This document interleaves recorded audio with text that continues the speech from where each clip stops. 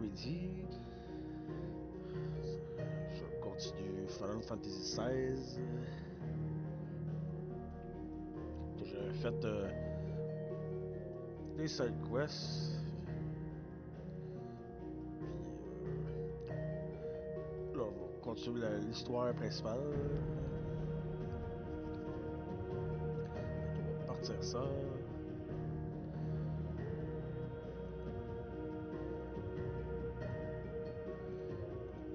Et aller au Silver Walnut.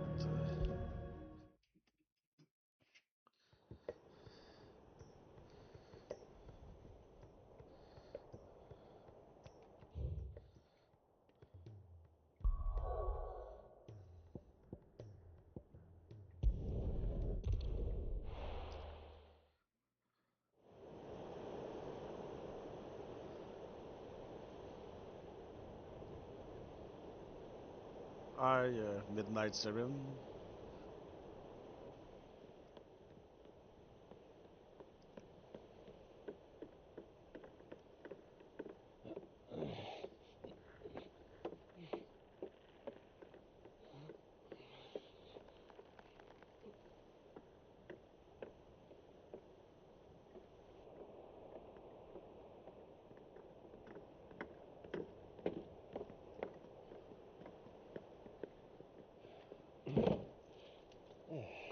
Clive? My dad had it all worked out. He'd be proud of you, Mid. His writings may have helped, but this achievement is all yours. Can we catch them? The Ainayar's one of the largest, fastest vessels ever built. And it won't help she has the wind at her back. Any other ship would be hard-pressed to keep pace with her, let alone reel her in. But this isn't any other ship. This is the Enterprise! And the world's never seen anything like my dad's engine. It certainly hasn't.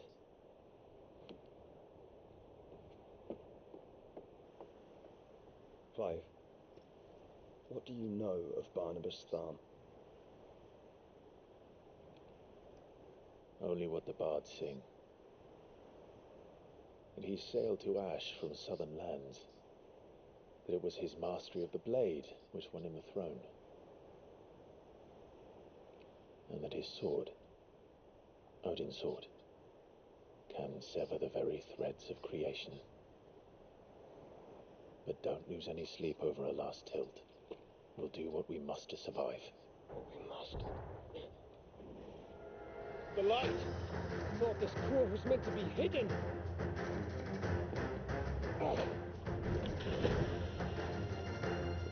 Mid! Company! Eh? We'll hold them off until the ship is ready. But hurry! All hands! Man your stations!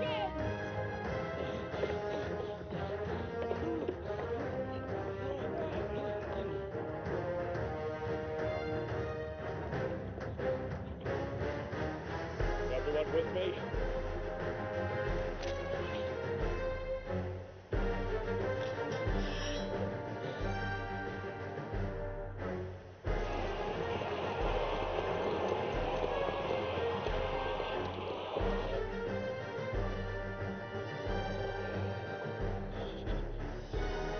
Here they come.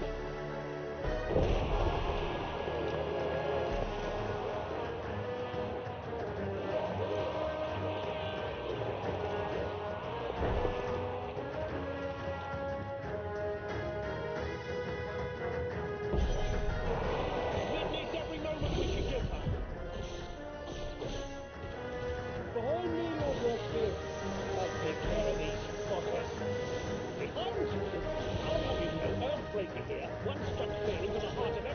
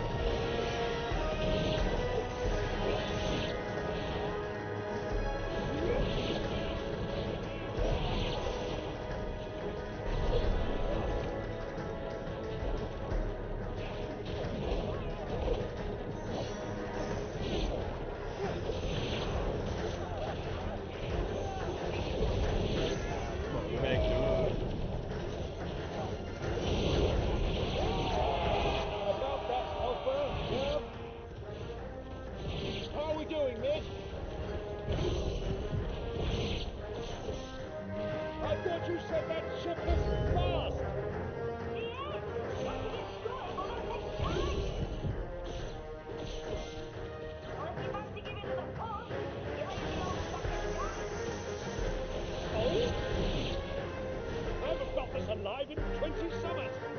Come on, nerds! Which of you lot fancies meeting Ogre Killer next?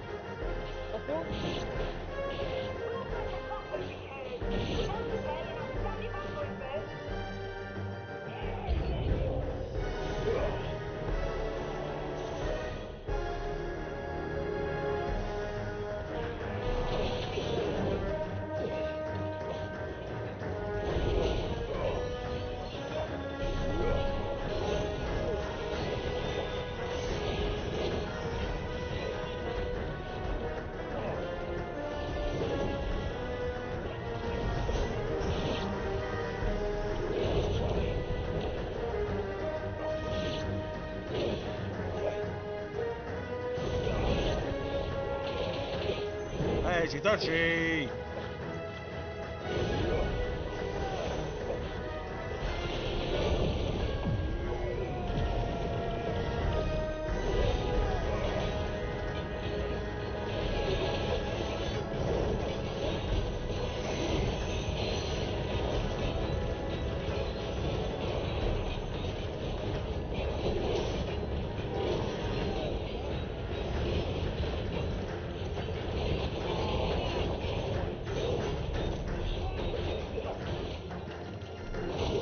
Sors du coin!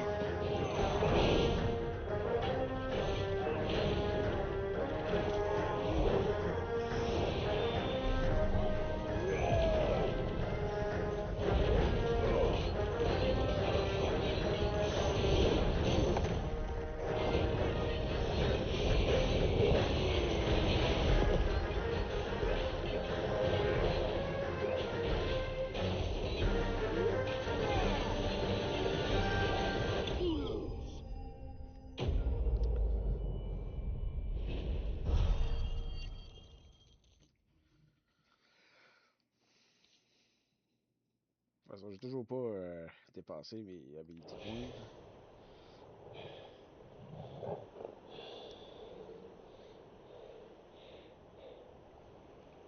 That was easy enough. All right, you lousy lot. Get your asses on board. She's ready to sail. You heard the captain.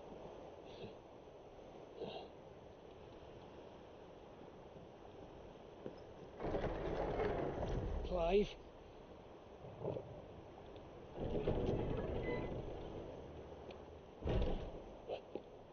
But I thought he was... Confounded. Then it is as I feared. Sleipnir is no man, but a creation of Odin.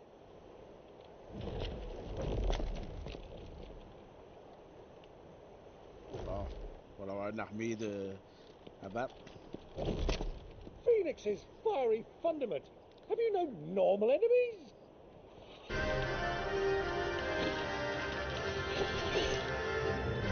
Up for another round? Of course we are. Right, Lord Rossfield? A boy, there was a time people called me the executioner. Or was it that?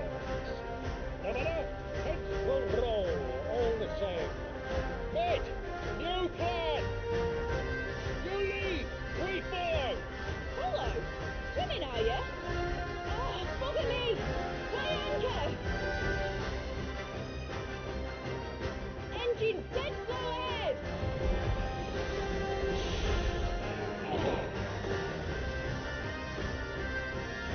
Have care, my friend. 'Tis not blood that runs through Odin's veins. These foes will not fall easily. But they will fall. Like oaks before a woodman's axe.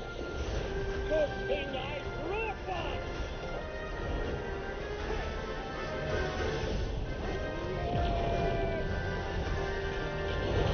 How long are we meant to keep this up?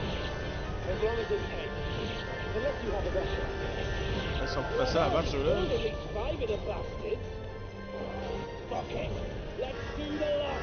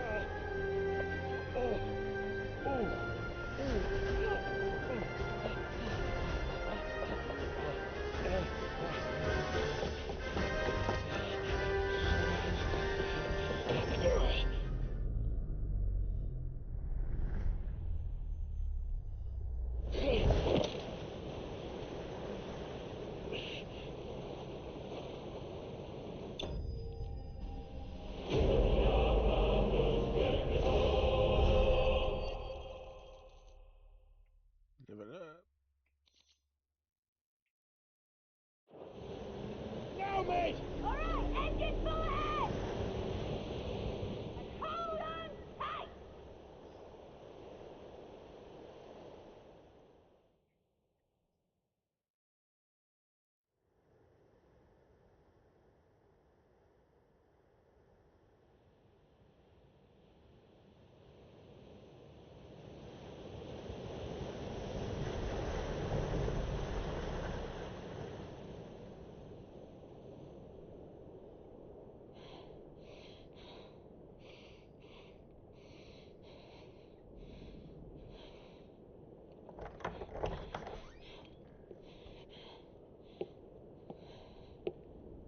What do you want?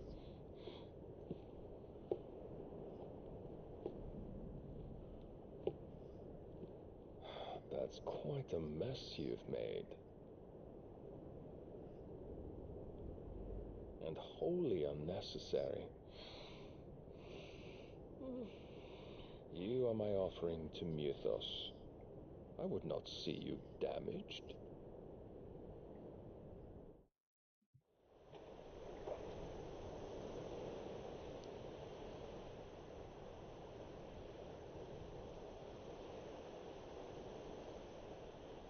Quoi, il est arrêté? Now back to your station! Every bellsman treading water puts another league between us and the galleon.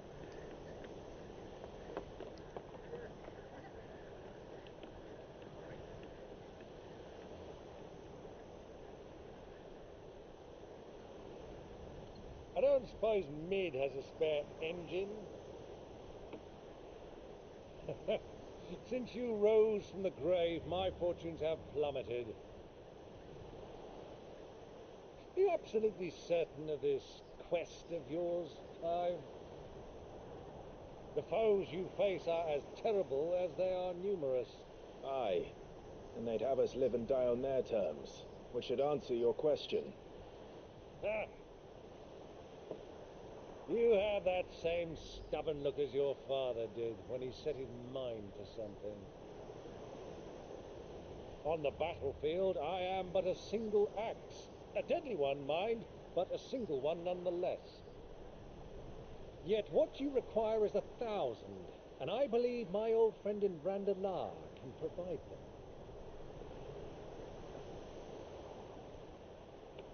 Take care, Clive. I have many more tales of your father's exploits to share. And I cannot very well do that if you're dead. Again. Good luck, Uncle.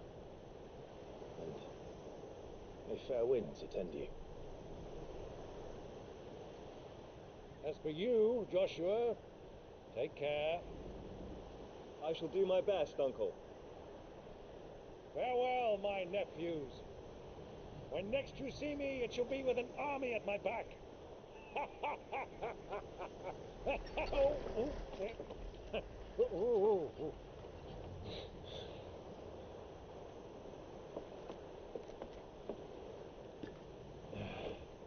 Cheerio!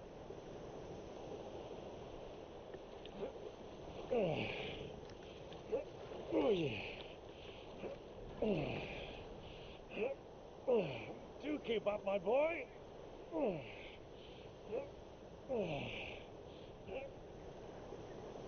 Well, we can't have him showing us up now, can we? We would never hear the end of it.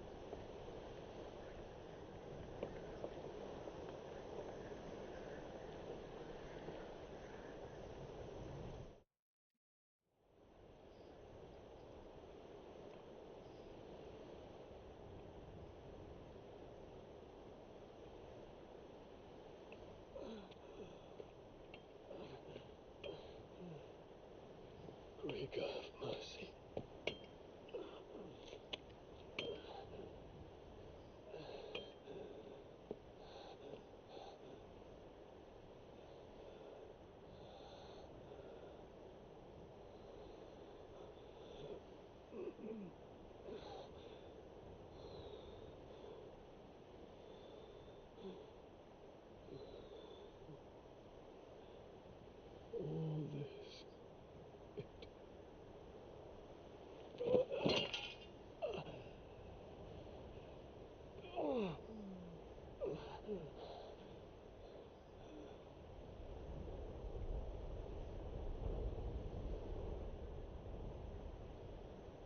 I done?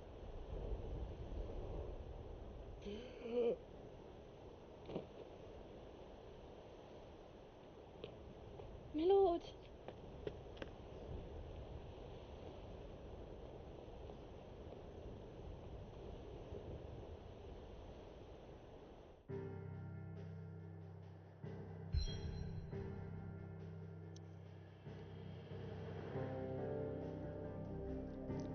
On n'a pas le choix de tour celui-là.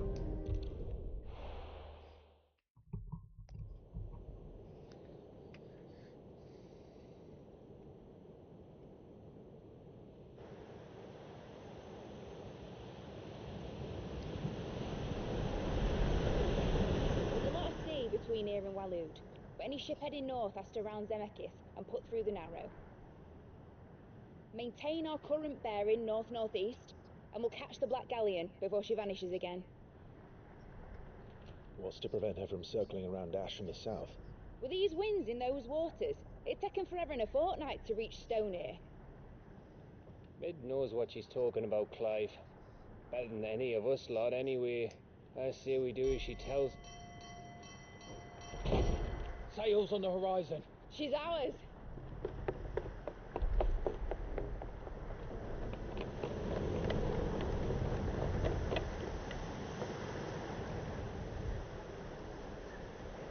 Look alive, boys! Full ahead!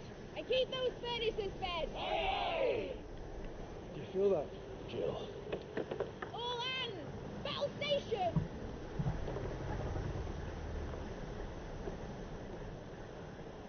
Let's see what this girl can do.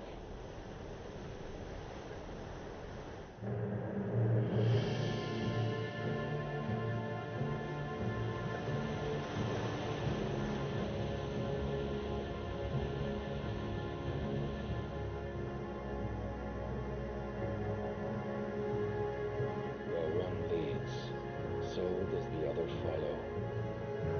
The bond of consciousness which joins them condemning both to the same fate. Yet my every attempt to strike it from their hearts serves only to tighten its hold.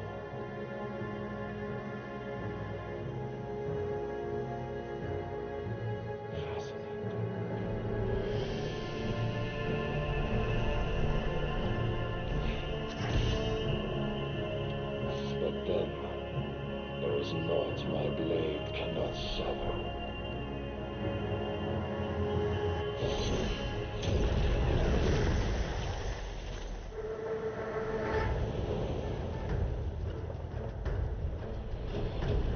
Great Rico, yes!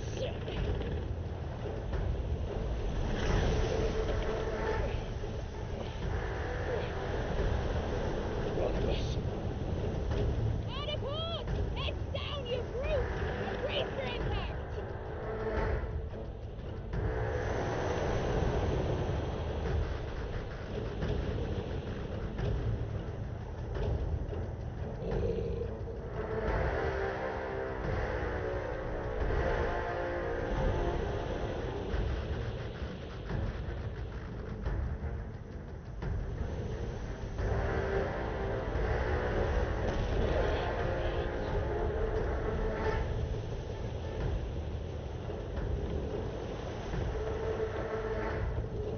It's now or never. I'll fight it.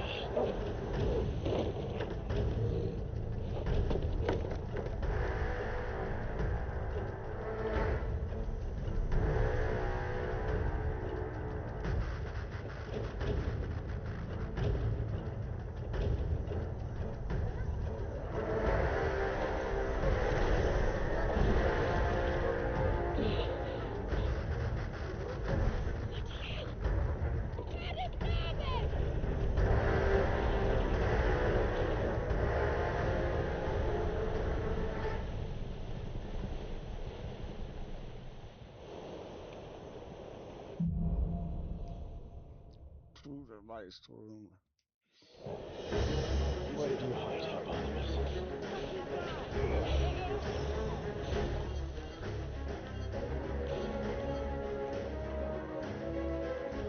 Ben ouais.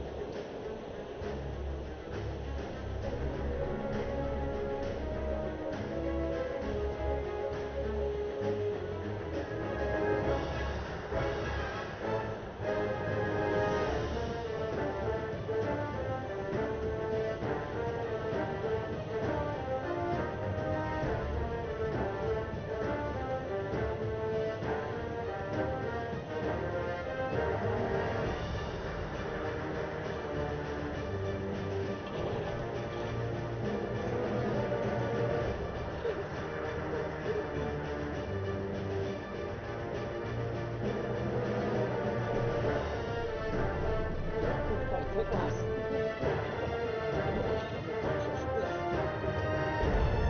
Let's hurry.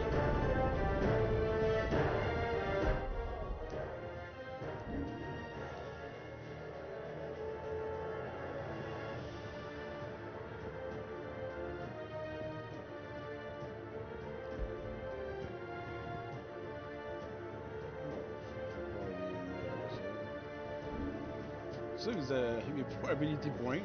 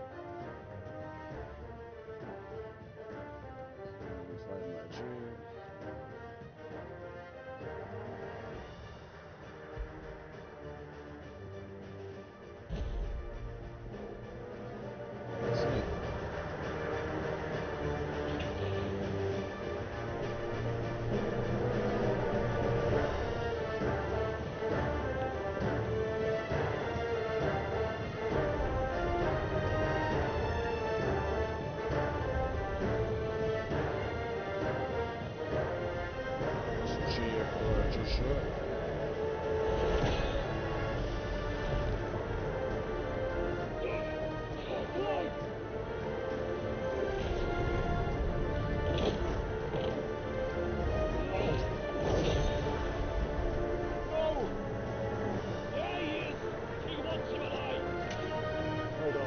I'm coming. For both of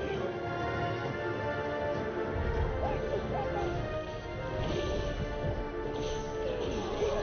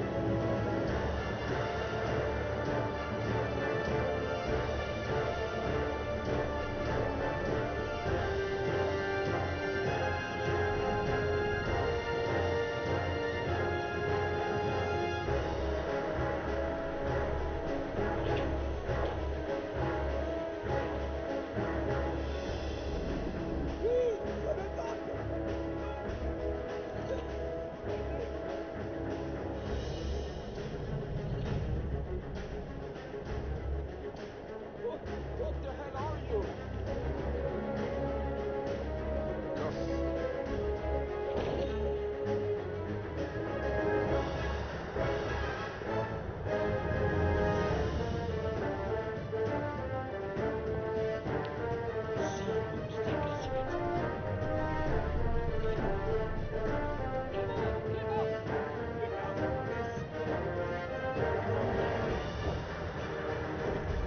Many of us, and only one of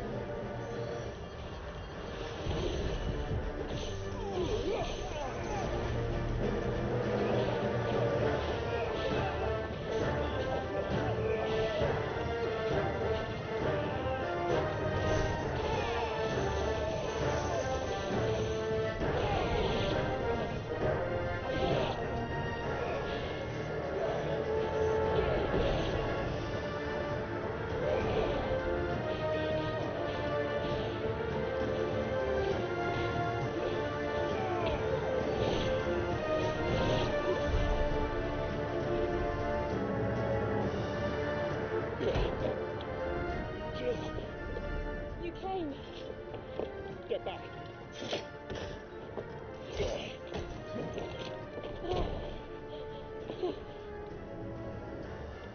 Clive, how did you... I'll explain later. Hands.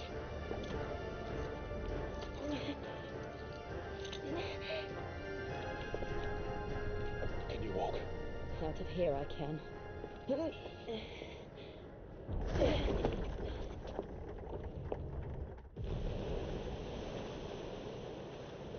Stand still! Phoenix, are you not the dominant of fire? I see naught before me but a guttering flame.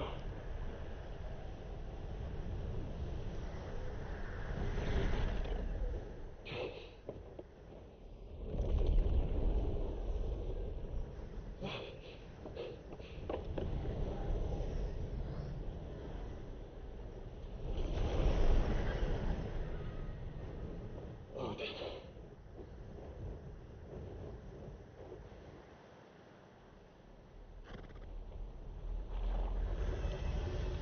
In earnest then.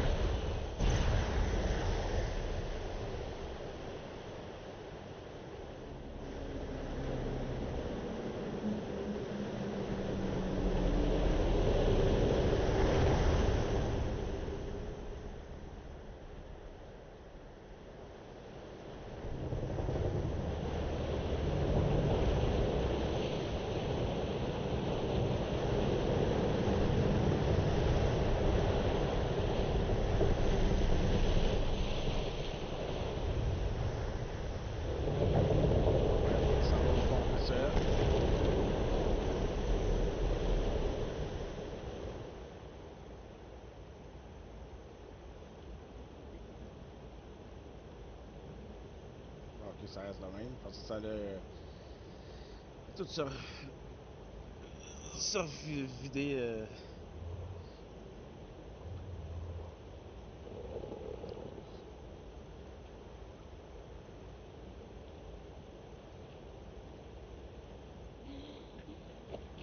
Can you go on? I think so. Oh.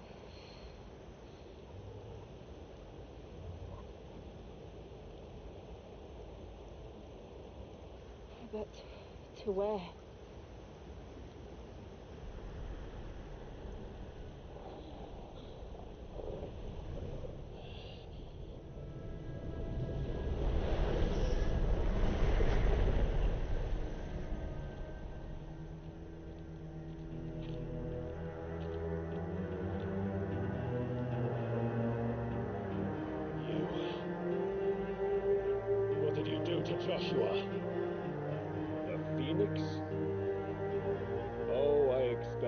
survive. This consciousness in which you coil your feeble souls is grown thick with desperation, and thus has my master turned to my blade.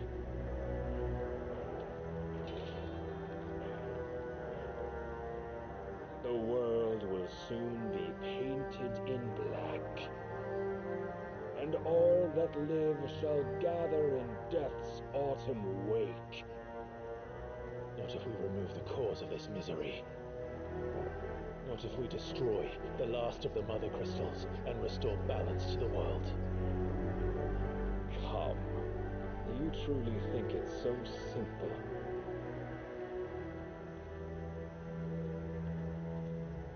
The blight is inevitable. Not even the Almighty might stop its endless march. Your efforts will avail us naught. Naught, that is, but suffering. You must embrace the truth, Mythos. Accept your place with the Lord. Keep it. As long as there's a chance, there's a choice.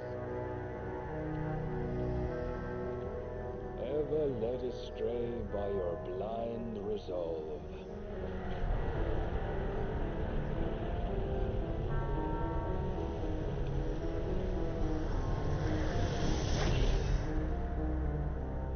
Now, it is time you learn the inevitability of your divine fate, however much it may hurt.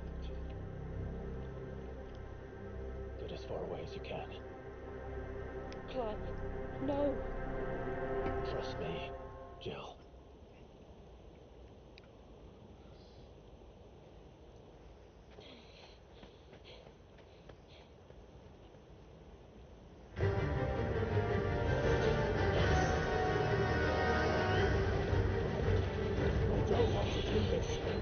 Oh, but we do. If only to remind you of your duty.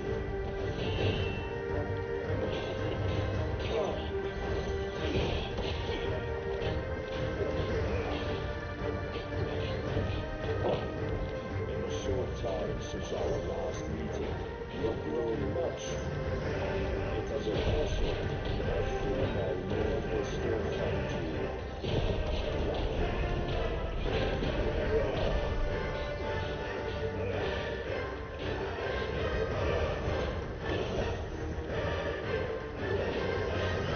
All this fire and fury, but for what? Stopping the blight. A foolish notion fed to you by a foolish man. How dare you? You know naught of this world nor of our place in it. If our fates were so easily Faire rewritten, place pour donner we des would all potions. be gods.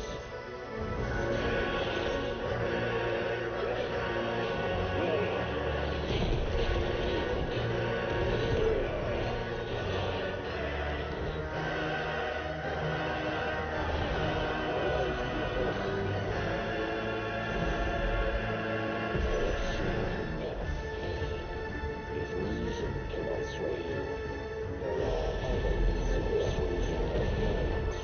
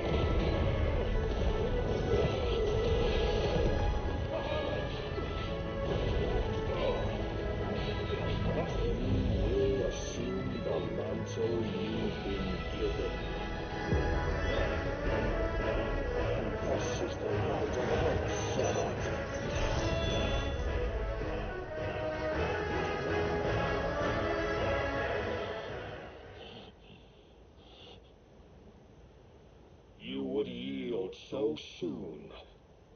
Never. Clive!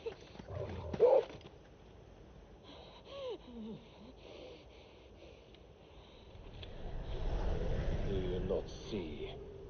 Your iron will weighs you down, dragging you ever further from your purpose. And what is my purpose? Mythos. Who are we? What are the dominants? The breath of the Creator still warm on our lips. We carry his light that we might guide the masses in his name. We are but mighty acts of God. We are more than that. You would be nothing without what he has granted you. The power we wield is his, and yet every time we draw upon it, it wears away at our very being. It breaks us, it unmakes us, that its immaculate aspect might reveal itself. The icon. It is too much for even his chosen few. Apart from you, Mythos, you wield the might of many, yet your body does not answer for its avarice. What are you saying? What I am saying is that we dominants are a means to an end. We were created for you, that you might drink deep of our strength and thereby fulfill your divine purpose. Which is?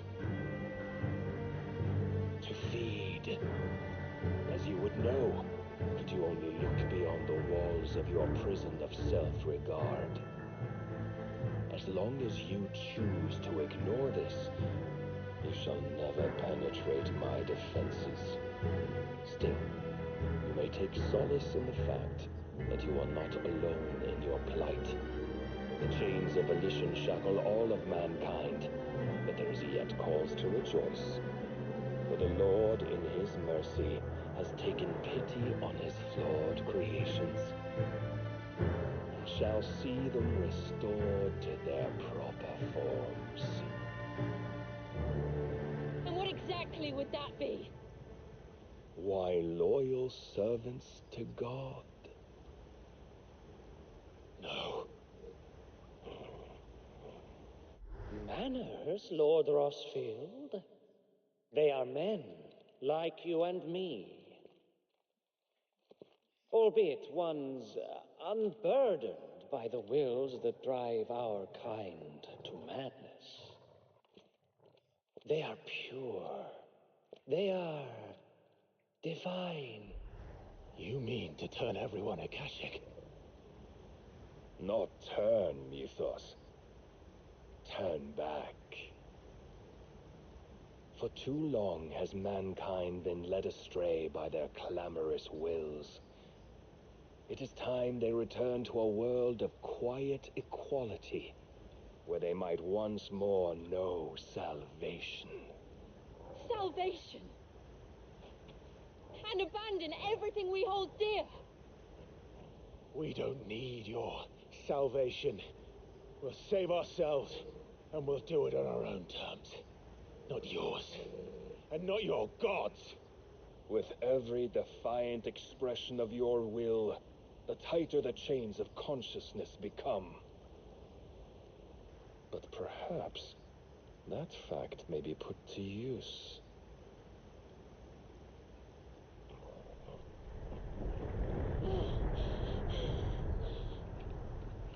Clive! The faster it binds you to the remaining dominance, the stronger your hunger will become.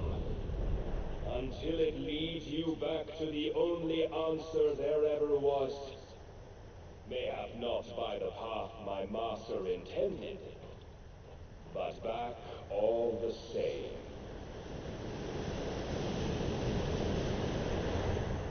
Ash is not far. I could freeze a path. You're in no fit state. Probably not, but I can try.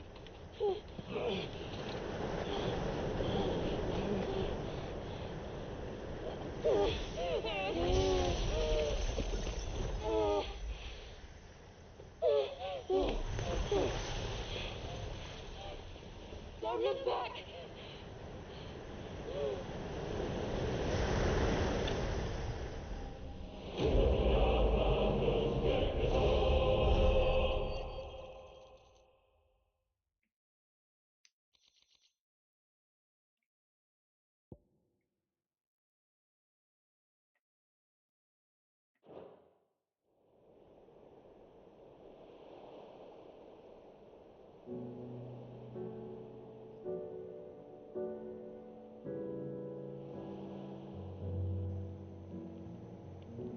I hope the others are safe. The Enterprise was clear of the gap when we fell. They made it, Jill. And they will have seen the ice where it led. We need only wait till dawn.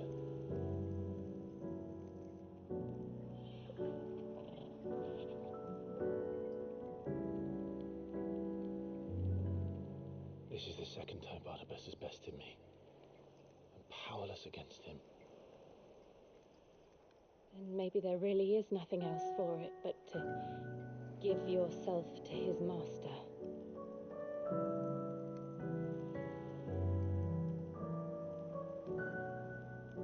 Only you won't do that. The Clive I know would never do that. So you believe. But do you really know me? If what Barnabas said was true, then I'm more monster than man. And each time I summon the flames from within, I burn away the things that make me who I am. Do you, though? Think of what you've used that power for, of all the people you've saved. It doesn't matter how or by whom it was granted, only how you choose to use it. And you've chosen to use it for good, haven't you? I've also used it to kill. What if that's my purpose? What if it's all I'm good for?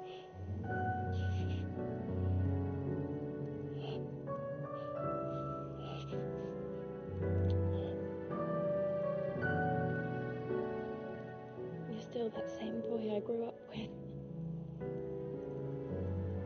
Always so eager to save everyone around you, and yet always so alone. Because you failed to realize the one thing that needed saving most of all. You, Clive. You. You never once took the time to save yourself.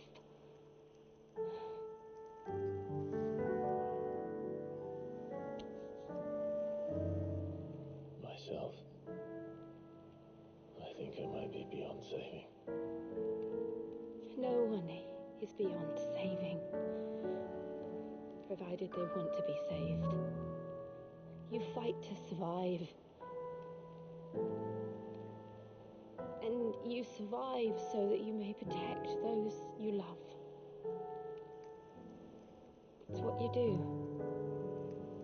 What you've always done.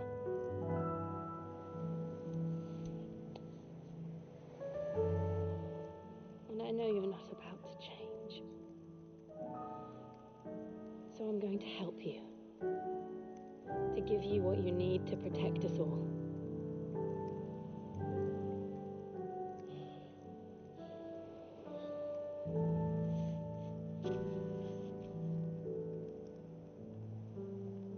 Jill. Are you sure?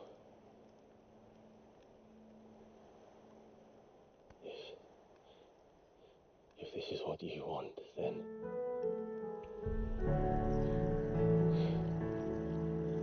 Don't worry, Clive.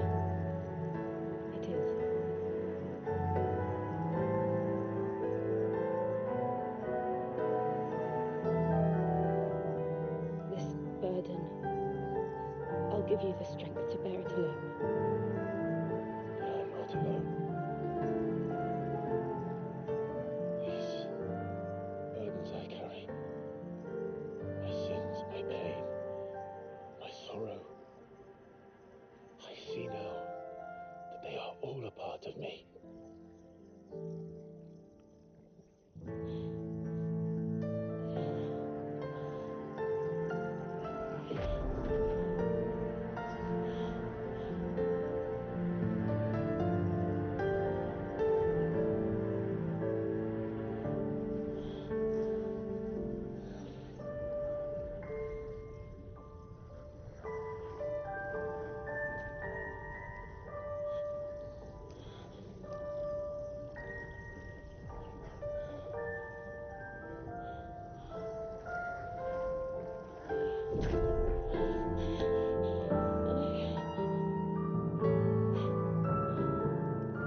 If I am to continue on, having pledged my life to those I love,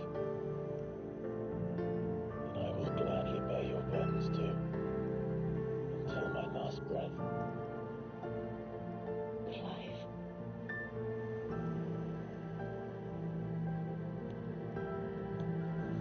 I promise you, Jill, we will find a way to escape this fate. Find a way to save each other.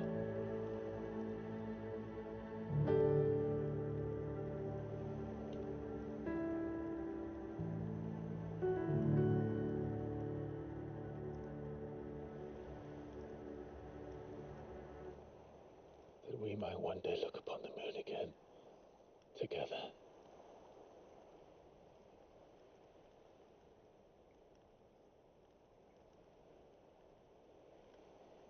And I promise you, Clive,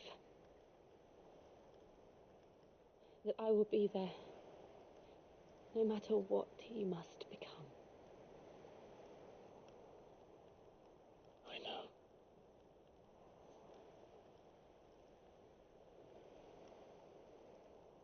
I never thought a smile could bring me so much joy.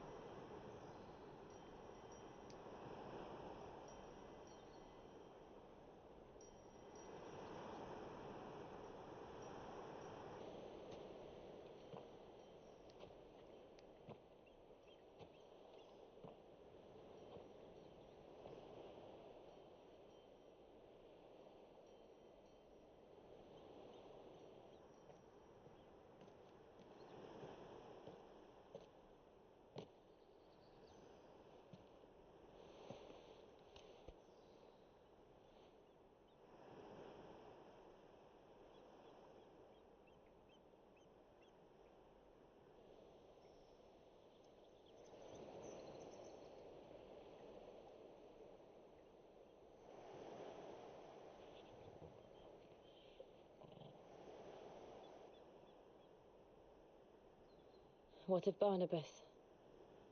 Do we pursue him? No. Our paths will cross again soon enough, whether we like it or not. Besides, there is something we must do first.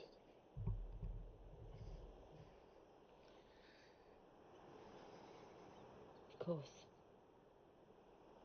Drake's spine. The last mother crystal. The JIIIILLLLLL is at the bottom of the sea. Waloed won't dare move on Storm without her. But they know we're coming now. We'll need a plan. And a damn good one at that.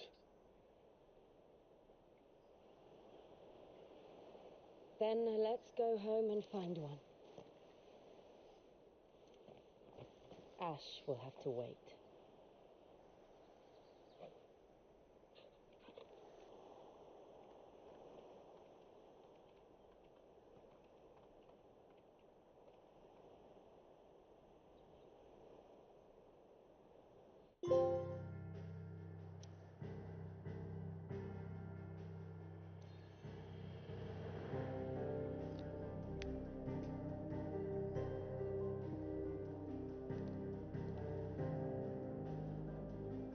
On retourne là-bas?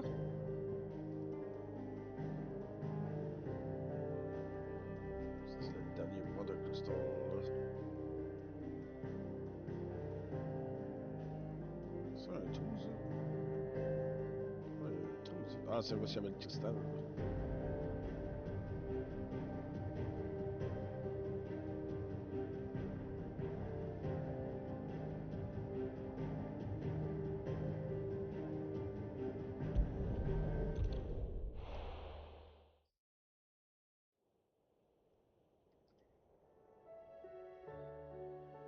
Mid says Odin split the sea in two. She's always been partial to a tall tale. But there's tall, and then there's tall. I struggle to believe it myself. I see your uncle isn't with you. He stayed with the Enterprise. After our brush with the JIIIILLLLL, she was in urgent need of repair. And my uncle knows a shipwright in Randalar. We're to join him there when we're ready to sail for Ash. You sure that's wise? Last I heard, the place was still overrun with Akashic. Show me a city where that isn't true. Ultima's plague is spreading. We're running out of time, aren't we? We've done our best to shore up that hideaway. I doubt a few planks will stop what's coming.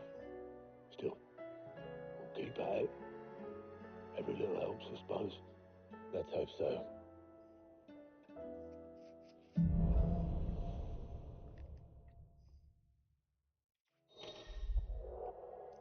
Power of Ice.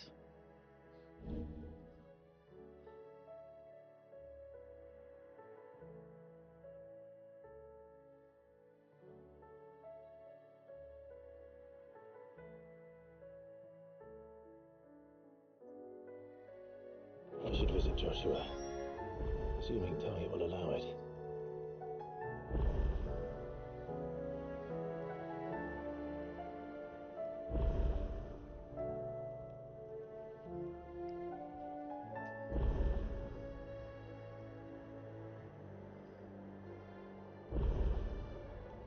Technical quest. You need anything, you just ask. We might not have your uncle's resources, but resourcefulness we've got in spades.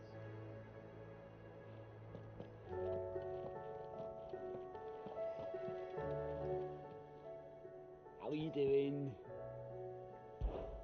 Quick look.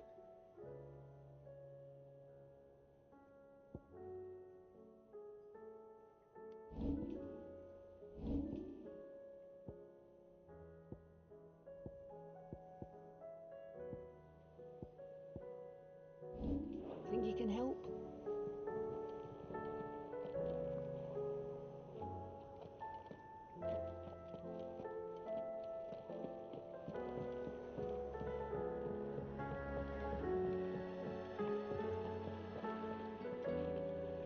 Then again, why settle for low-born chaff when we've honest-to-goodness royalty right here beneath our roof? If Prince Dion cannot see my love for him, then perhaps the Phoenix will.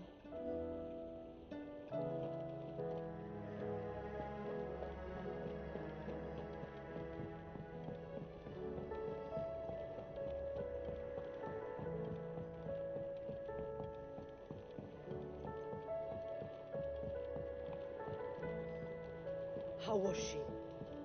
The Enterprise, I mean.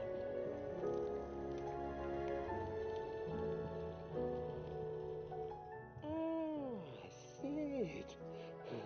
Just the man I was hoping to see. Did you have a mo? Don't tell me. You need more bomb ash. Oh no, we still got plenty of that left. I'm working on bringing another one of the Chief's designs to life. This time, it's a new smelter. It's got a reverberatory hood over the top for additional thermal amplification and a system of reciprocal recirculatory regenerators that let's just say it gets very blimmin' hot. A heck of a lot hotter than anything Blackthorn's got in his forge, that's for certain. Only mithril engines get hotter, and you can't chuck ore in one of them and get metal out the other end. Trouble is, we won't be able to make it out of any old rubbish neither. We need the good stuff. And I hear you once helped Helena get her hands on exactly that. Any chance you could help me too? If it's for the good of the hideaway, I'd be happy to. Oh, it is. I promise you. So, what exactly is this good stuff you need me to find? We've got a couple of examples here. Spherical echoes, we call them. More fallen materials. So this smelter is similar to the mithril engine in more ways than one. That's right. They're a bit like the thermal helms.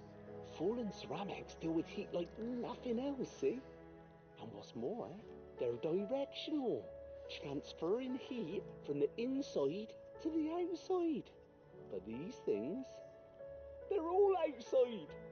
If we line the hood with them, they'll reflect the heat right back into the furnace. We've collected as many as we can, and I know where we can get the rest.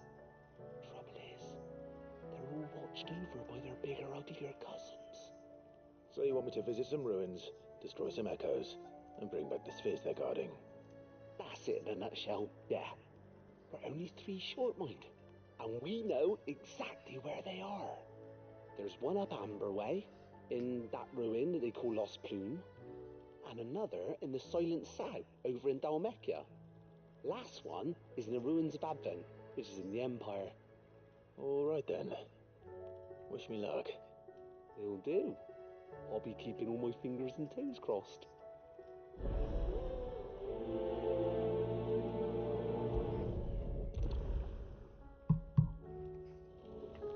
Can't say I've ever been to the Silent South myself. Nor Advent, for that matter. I've hardly ever been out of the duchy, to tell you the truth. Did get the chance to visit Lost Plume once, though.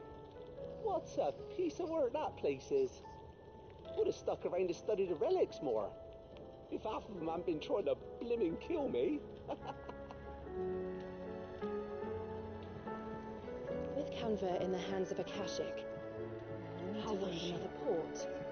Preferably one as well hidden as the ironworks.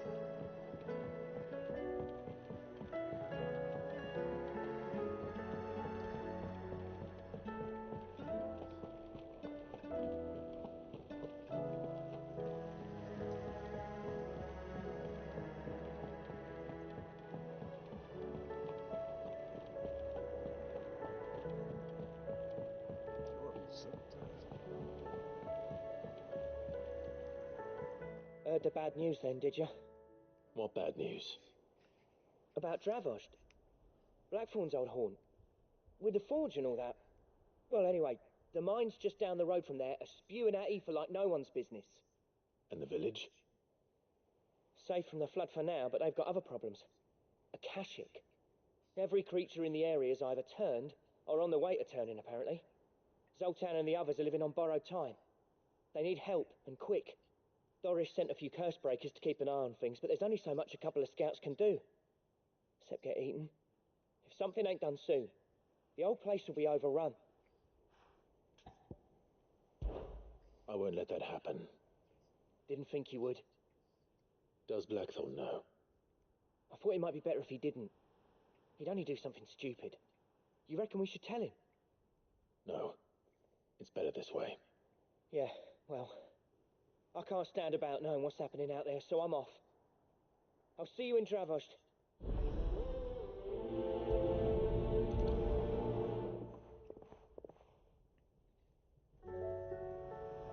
Good Donc c'est quoi ce Blacksmith Blues? How do you split the sea, you reckon? I reckon.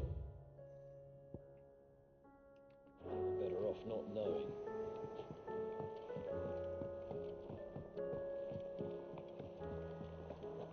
I suppose you've got quite the tale to tell. I'll let you get some nice warm stew in you first, before I go bothering you for the details. Oh, I heard that. Come back. Warp adrift on foam-flecked peak, despair looms below.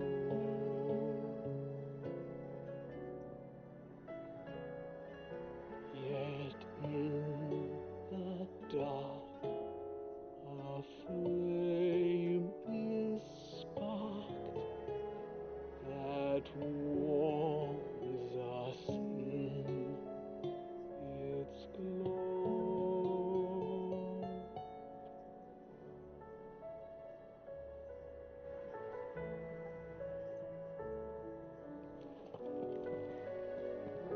You don't know what you're talking about.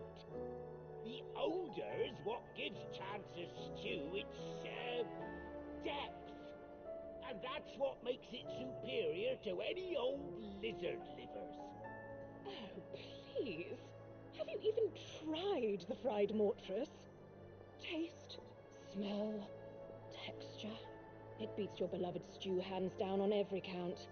Now that's a masterpiece.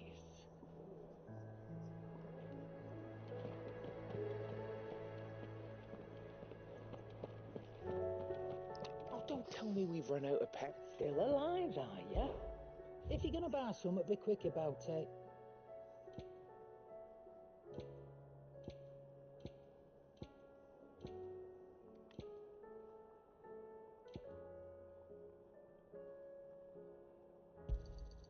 It'd better all be Des here. potions. It's rubbing me blind, you know.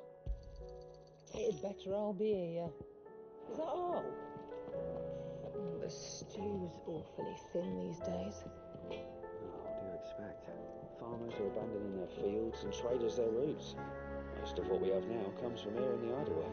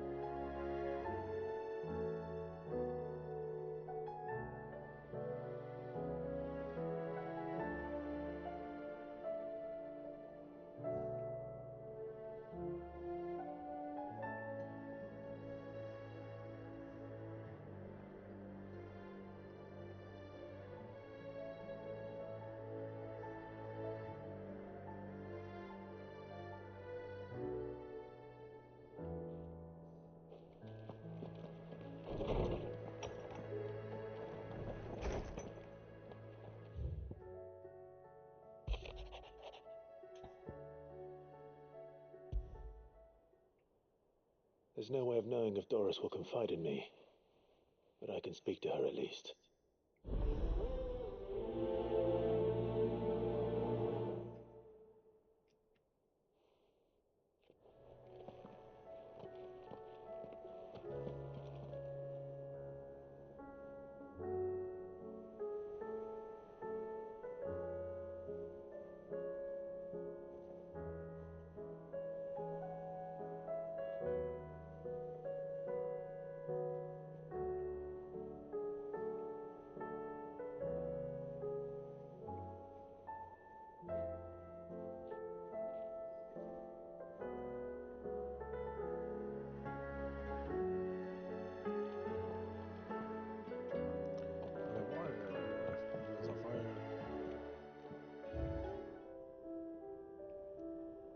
Personne ne va.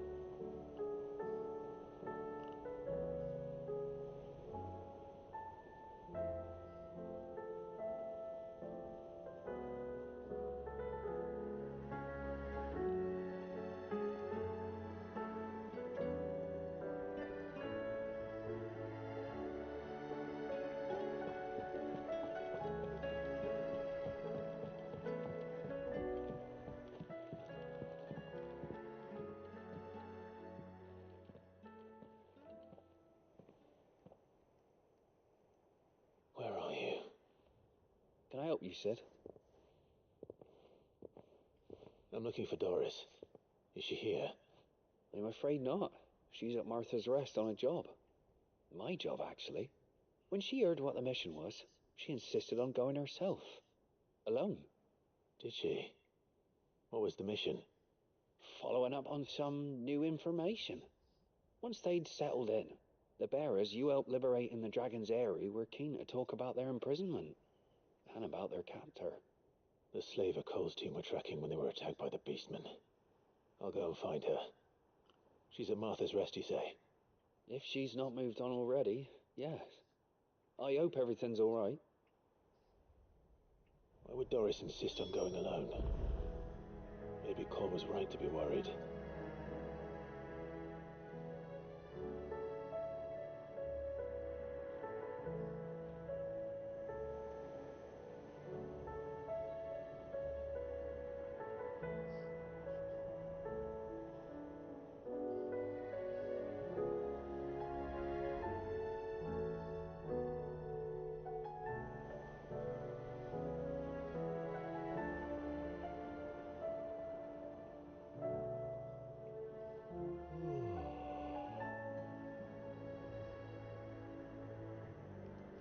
I would have gone to Martha's Rest with Doris, but she ordered me to stay behind. And I'm not about to start disobeying orders.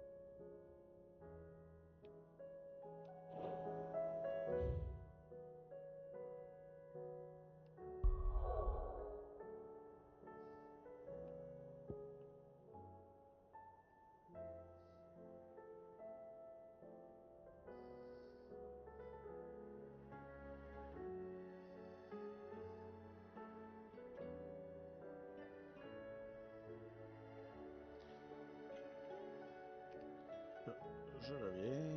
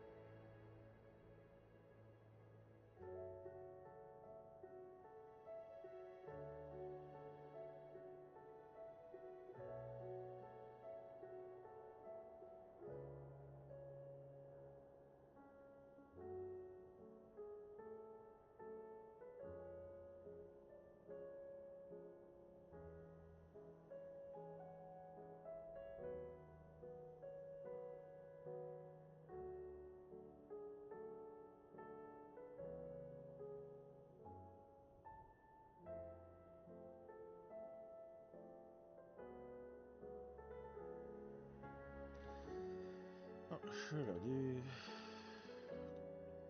On va aller chercher ça, c'est quoi ça?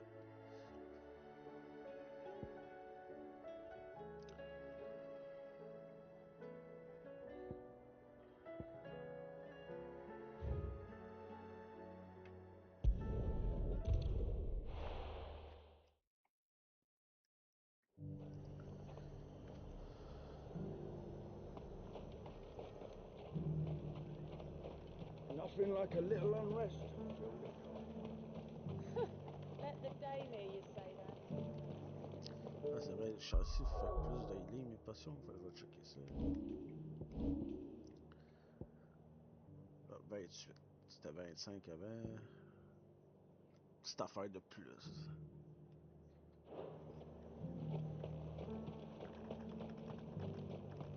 C'est pas ici l'entrée? There were ghosts at the gates not days ago.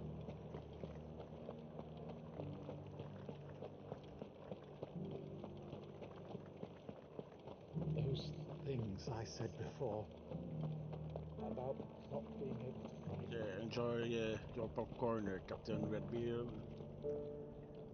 Oh, Clive. What am I to do? My wards and I may soon be without a home. What's happened? The High Cardinal has descended from his lofty throne and taken up residence here in Northreach.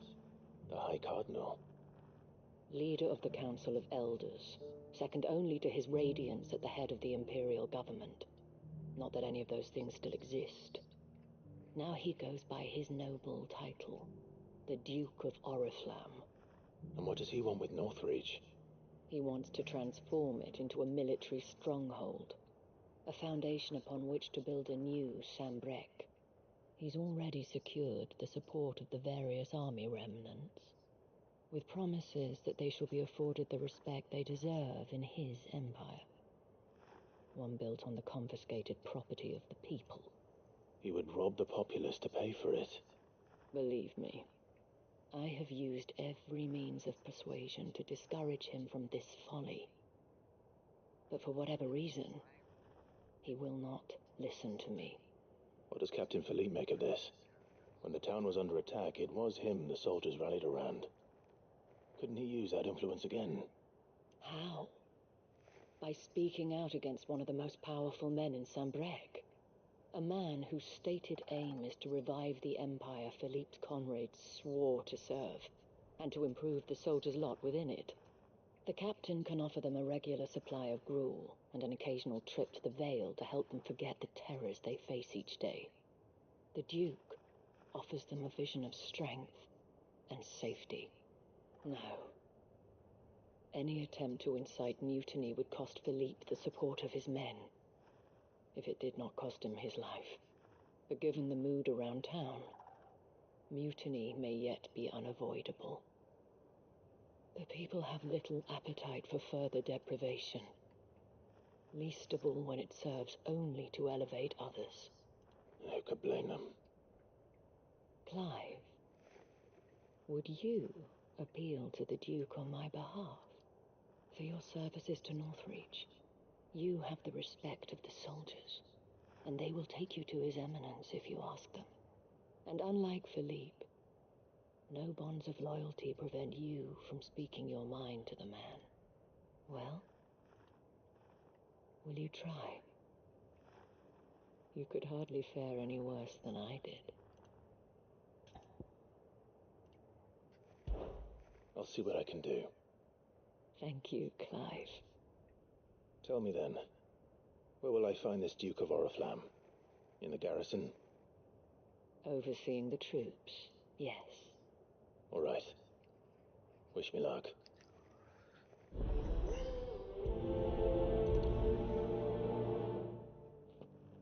The fact that the soldiers trust you may well carry some weight with the Duke. He needs their support, after all. I only hope that you can make him see sense before he tears the town apart.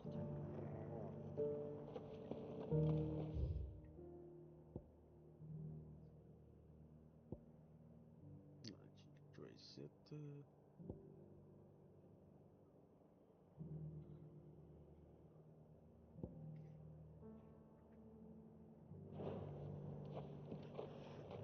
I've met this Duke before. At the Remembrance Ceremony. Let's hope I didn't make a strong impression.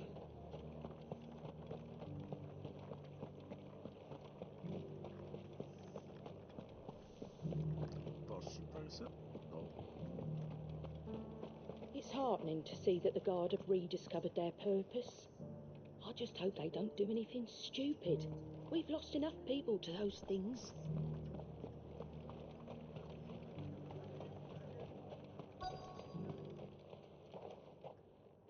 Halt! Oh, sorry about that. You're the dame's man, aren't you? You got some business with the captain? No, actually. With the Duke. I was hoping I might be able to speak with him. We're under orders not to let any civilians pass. But you should be all right. His Eminence has heard all about you and your heroics. Wait here. I'll go and ask.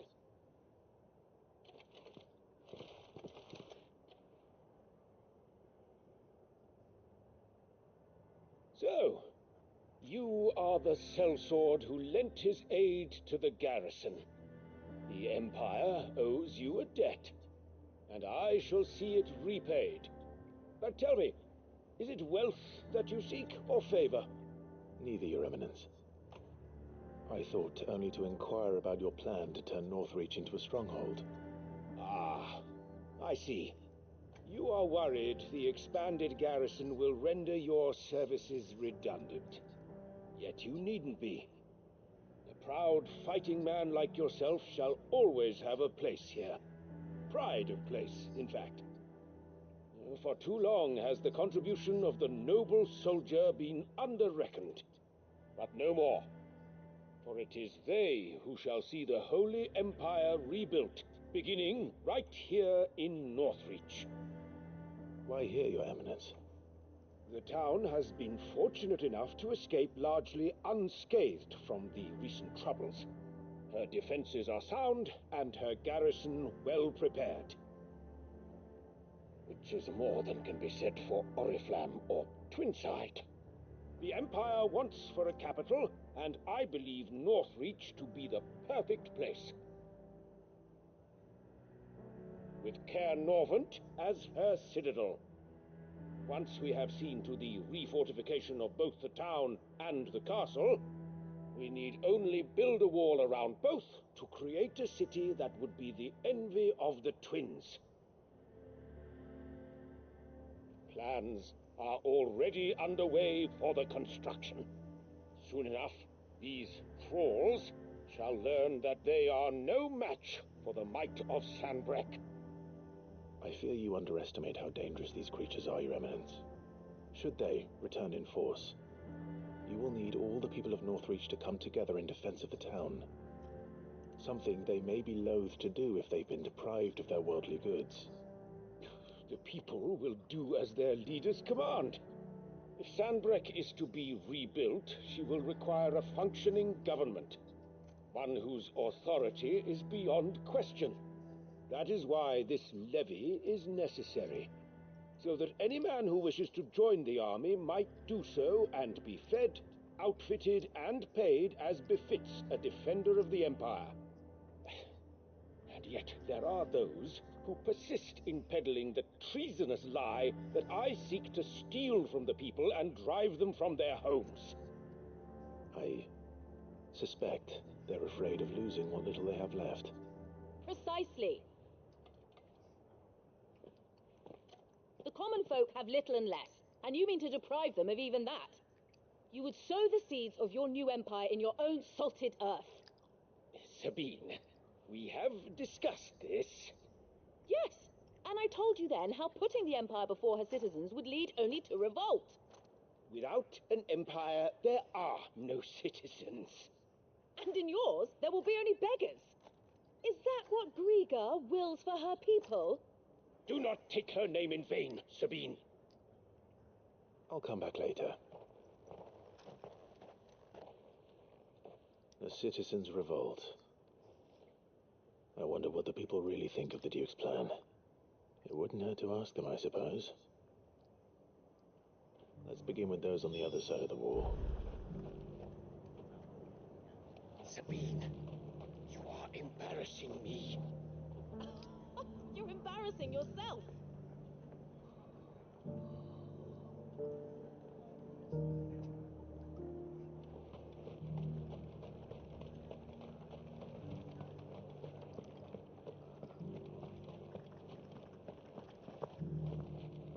The Legion wings lay limp and long, Tout a eu un barde, là? and swords hung low. But at her touch they did rise up to meet their blue-eyed foe.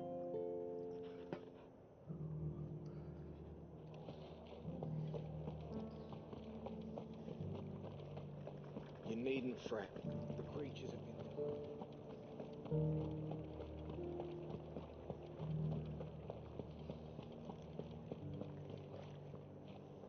All right there. What is it you're after, sir? Just your opinion, actually. I wondered what you thought of the Duke of Oriflamme. Oh, him. Not much. None of us traders do. It's thanks to nobles like him that we had to set up shop this side of the wall in the first place. Couldn't have the rabble getting any closer to the holy capital, could they? And now he's trying to drive us out completely, threatening to take everything we've got from us if we don't clear off. If the dame said she wanted him run out of town, I'd be straight through that checkpoint, tar bucket in hand.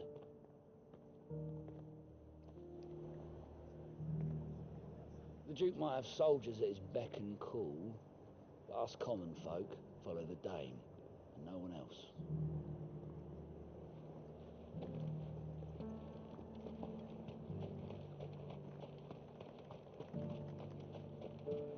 I heard the dame got an icon to rid the meadows of those ghasts. A question, if you don't mind. What do you think of the Duke of Oriflamme?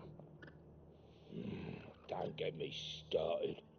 You build a life for yourself somewhere, only for some noble to turn up and tell you you've got to hand it all over to him. If he thinks his name and his chains give him the right to empty our purses, he's in for a rude awakening. We'll do whatever it takes to keep what's ours. Whatever it takes. If he comes calling, the only thing I'm giving the Duke of Oriflamme's a piece of my mind. Maybe a smack in the gob.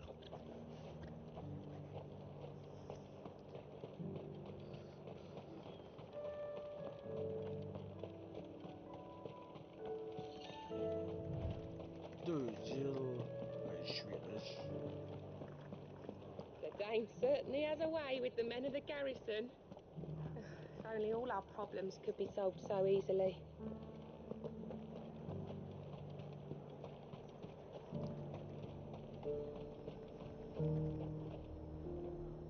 I've been hearing a lot of talk about a certain duke.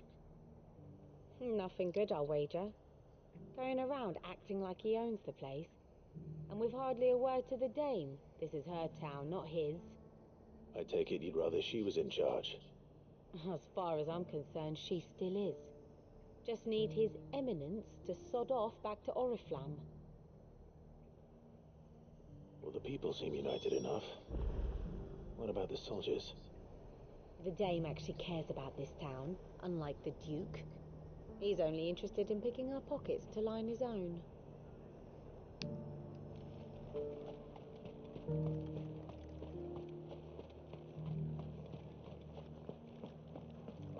But there were ghosts at the gates not days ago.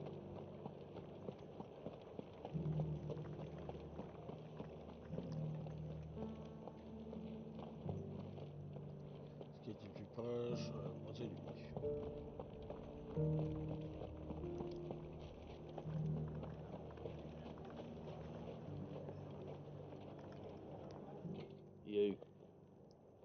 You're the one who was talking to His Eminence.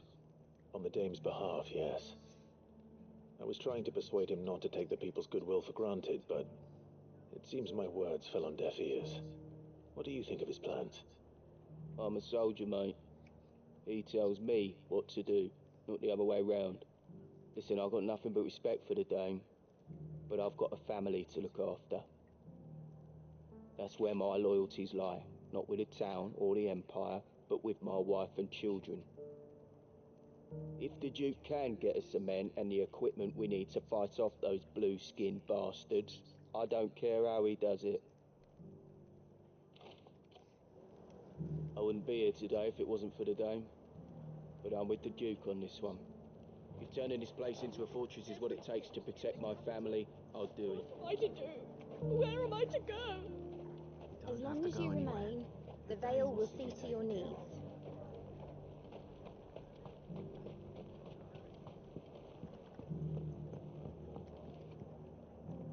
I hear the Duke of Oriflamme plans to turn this town into some sort of fortress. Do you think that's a good idea? It's not for me to say. All I know is that unless the Emperor orders me otherwise, His Eminence's word is law. Look, no one likes all these taxes and tariffs, but empires don't come for free. Once Sanbreque is back on her feet, we'll all reap the benefits. Pas des tarifs. What the common folk don't understand is, this is for them too. Either we turn the Empire back into a force to be reckoned with, or we live in fear the rest of our lives.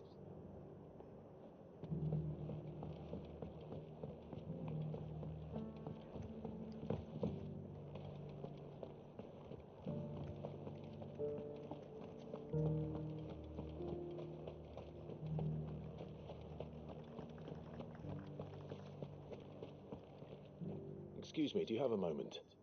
I wondered if you'd mind sharing your thoughts on the Duke of Oriflamme. Well, he's made a lot of enemies coming in the way he did. I mean, look around us. You can see the state the realm's in. The traders might not like having the screws put on them, but if they volunteered a few more of their hard-earned gil before things got bad, maybe they wouldn't have to. I think the Duke's got a point when he says rebuilding the Empire's the best way of making sure we're all protected. And if that means people who don't know one end of a sword from another have to make way for those who do, well, that's just how it goes. Let's see what Philippe makes of all this. I mean, it'd be nice if we could all do whatever the hell we wanted and not end up being torn to shreds by a swarm of fiends. But we can't, so we've got to make sacrifices, just like the Duke of Oriflamme says.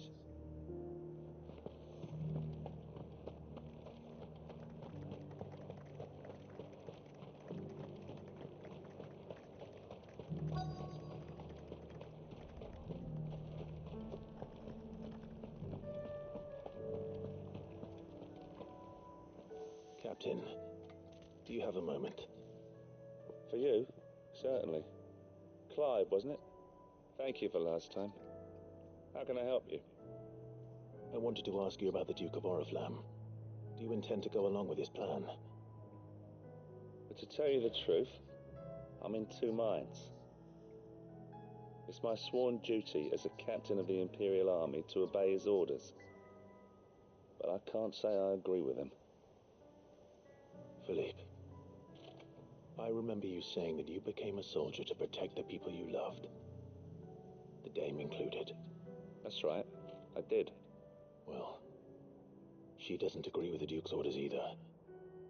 She thinks they could tear Northreach apart.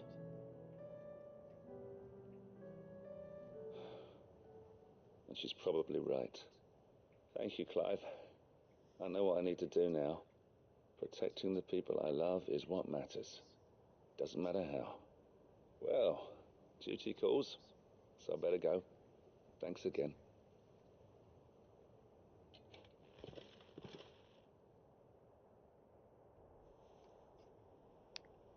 It seems Philippe wants to do the right thing at least. I expect Isabel will be pleased to hear that, if nothing else.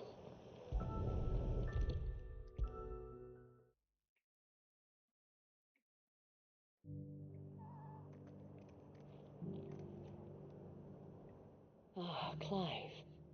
How did you fare? Were you able to speak with the Duke? I was, but...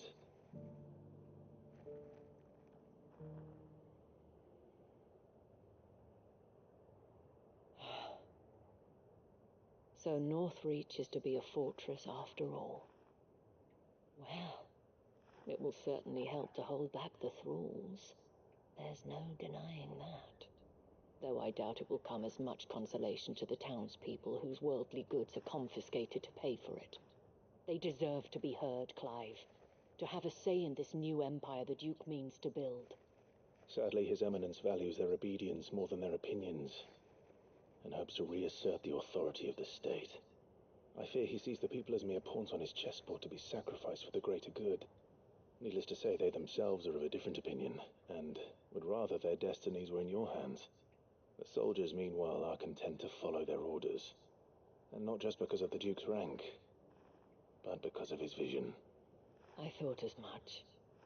Had I sworn to protect Sanbreque, I dare say I too would want nothing more than to see it rise from the ashes. Thank you for trying. But the battle is lost. I don't know about that. What happened to your uniform? I handed it in, along with my resignation. Told the lads I wished them well, but that I owe it to those I love to call it a day. But why? Because I realize what really matters to me.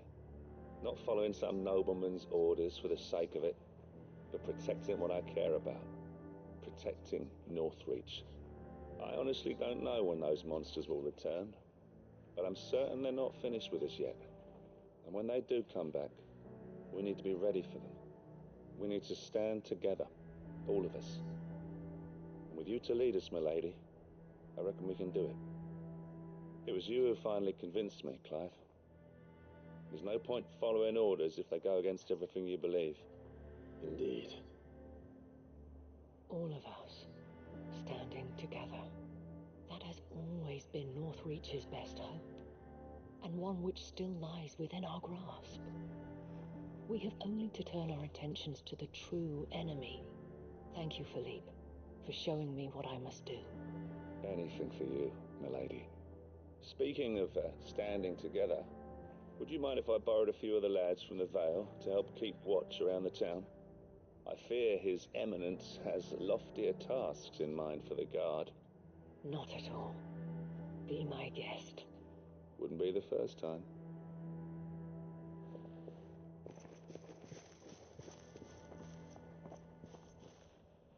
There may be hope for Northreach yet, especially with men like you and Philippe to champion our cause.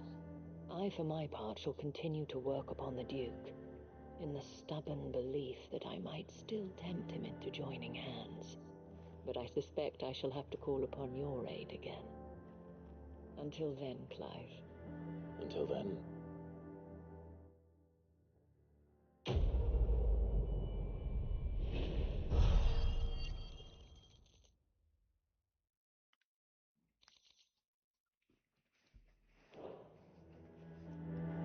Despite my repeated advances, His Eminence has proven a difficult conquest.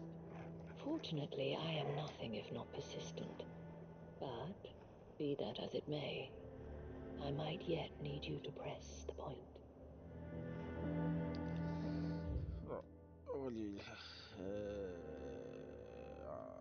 C'est où que je peux aller?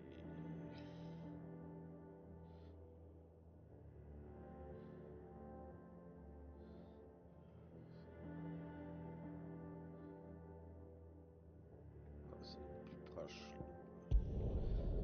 À la place que j'aille me promener, c'est que la map est tellement mal faite.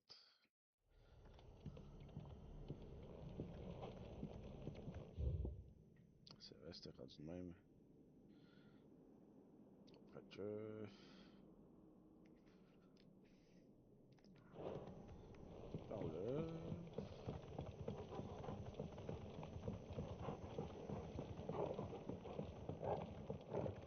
Ça va être encore plus dur de se promener à cause que toutes les turcs qui se promènent.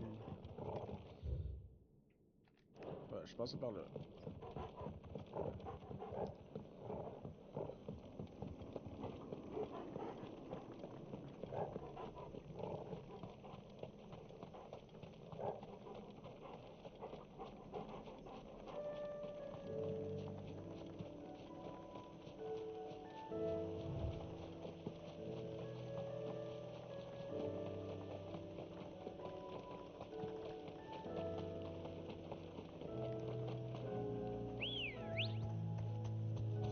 we go.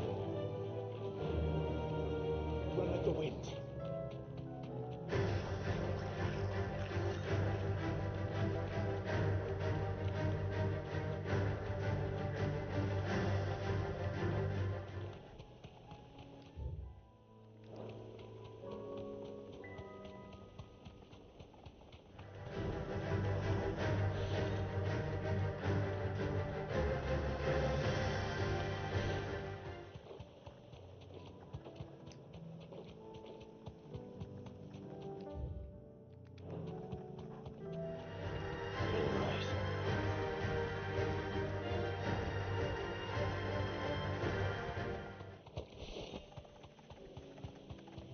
Va d'aller là.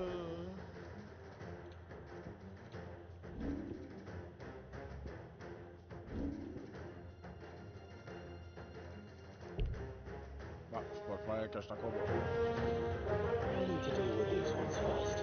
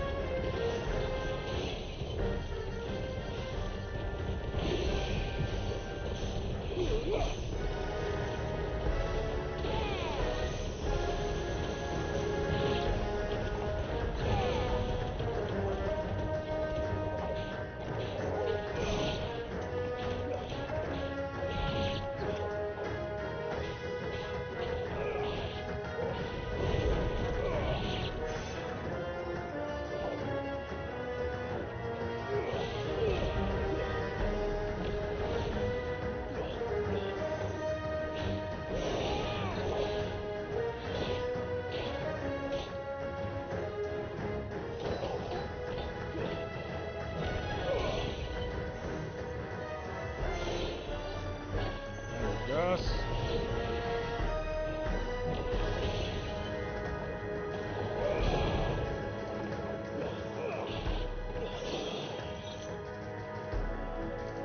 Quand tu protèges ça.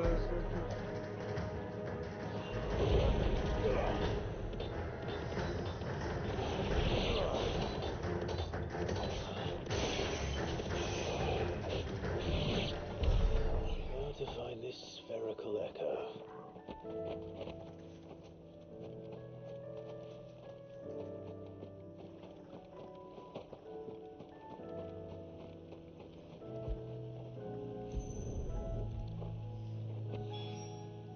This is it.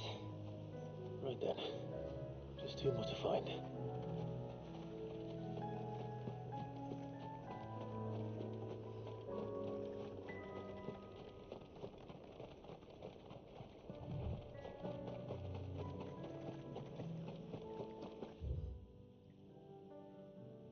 Ok, il y a d'autres places à aller.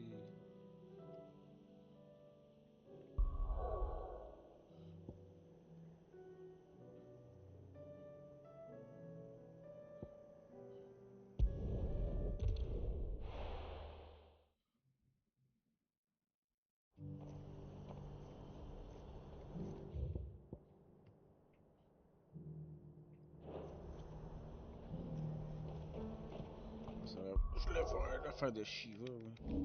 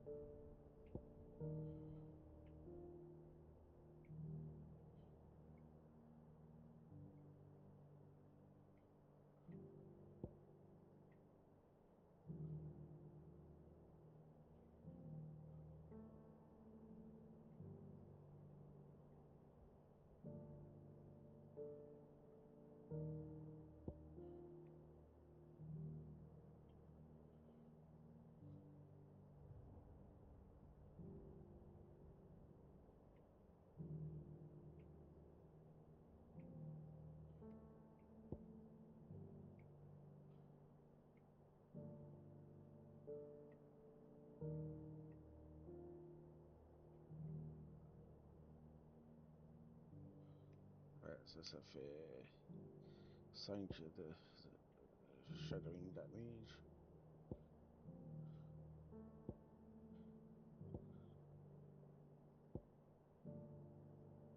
Bon, on va ça.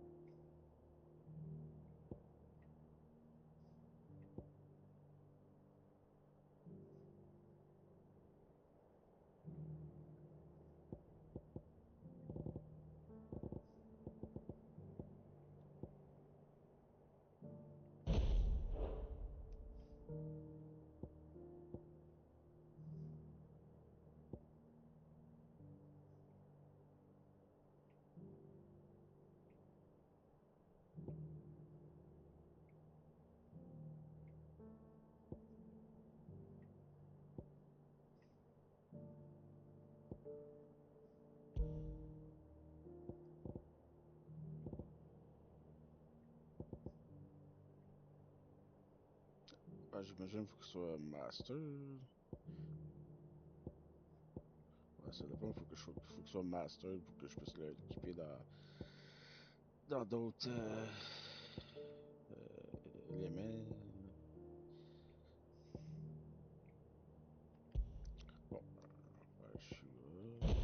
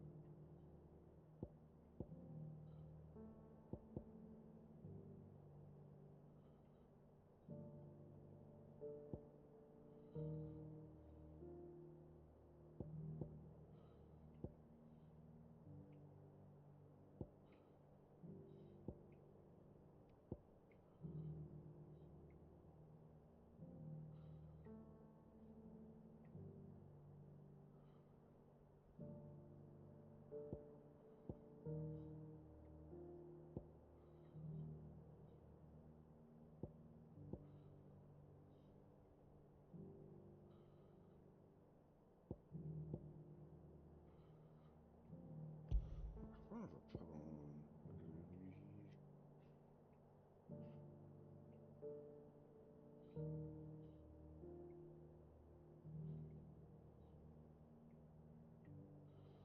Non, ça de même.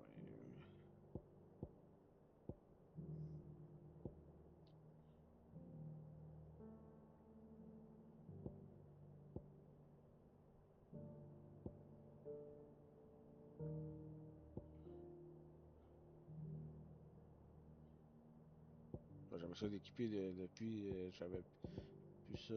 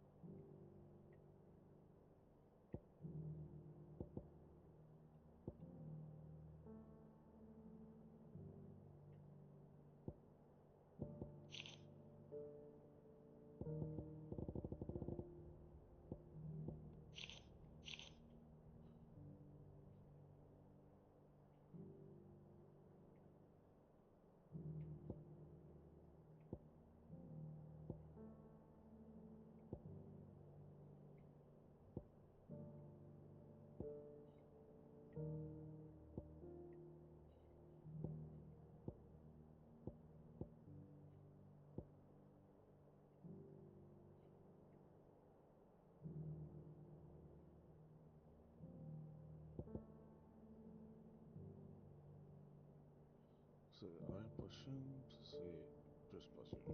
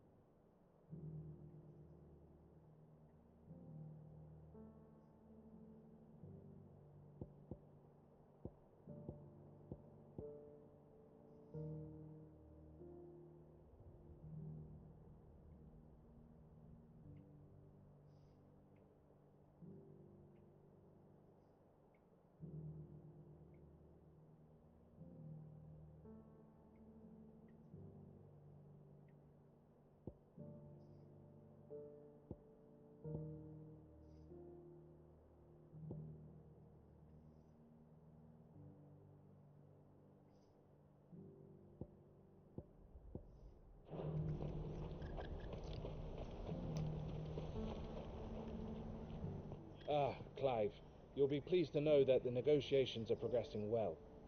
That is good news. Yes. Our comrade in Randala has just sent word that the contract should be signed very soon. But I still have much and more to prepare. It's a huge undertaking moving this many bearers at once. You couldn't do me a quick favor, could you? What is it this time? More wild beasts? Nothing like that. I just need you to go over to the caravans and ask El how long we have until the bearers arrive. Find out exactly how much faster I need to get all these supplies moved. All right. I'll go and ask. Thanks, Clive. I owe you one.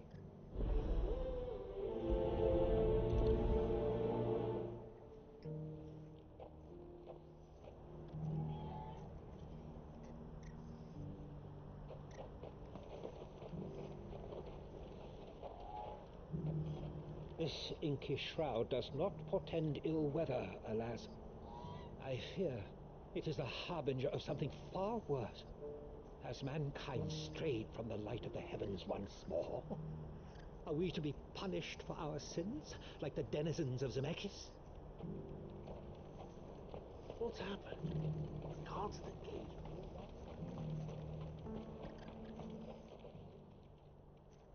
Don't blame yourself, El.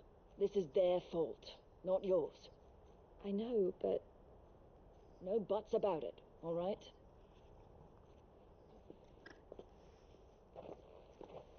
Is something wrong? Vonnie came to give me a message from our intermediary. The talks with the Republican Army have fallen through. They've reached an agreement with the Silver Peak Consortium instead. Though prices have fallen of late, we deliberately offered above the going rate to try and deter other bidders. But the Consortium offered double what we did, and the Army jumped at the chance. And you had no opportunity to make a counteroffer? None at all. And we were so close. El? What's happened? I saw Vonnie leaving. She didn't look happy. And with good reason.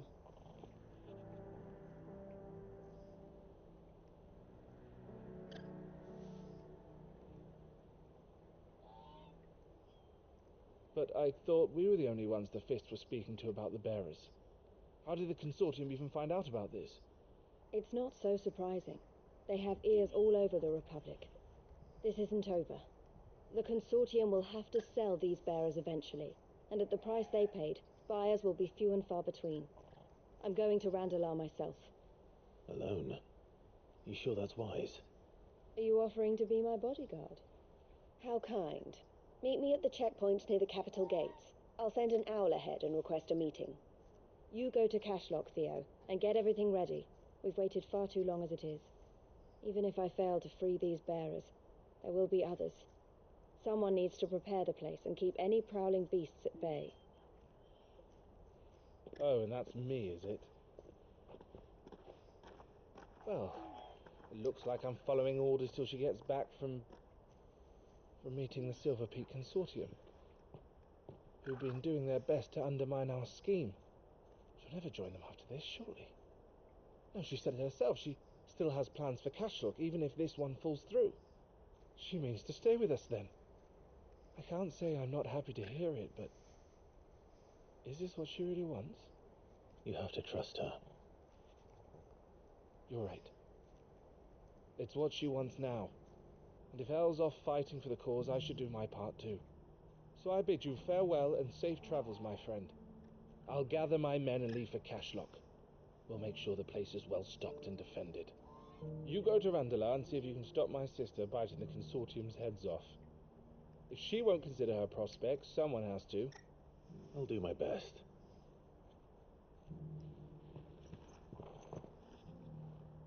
All right. To Randala, then. I'd better not keep Eloise waiting.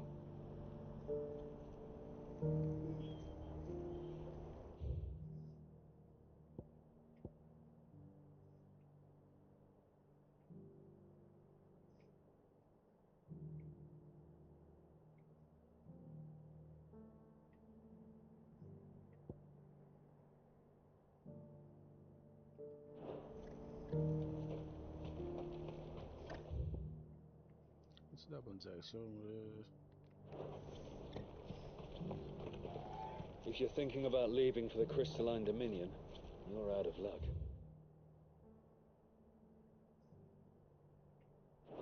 They've closed the checkpoint, even for those of us with traders' passes. Not that I'd recommend heading that way. People are saying they've seen smoke rising over Twinside, and infernal beasts roaming the Crystal Road. Who needs a porter when there's nowhere left?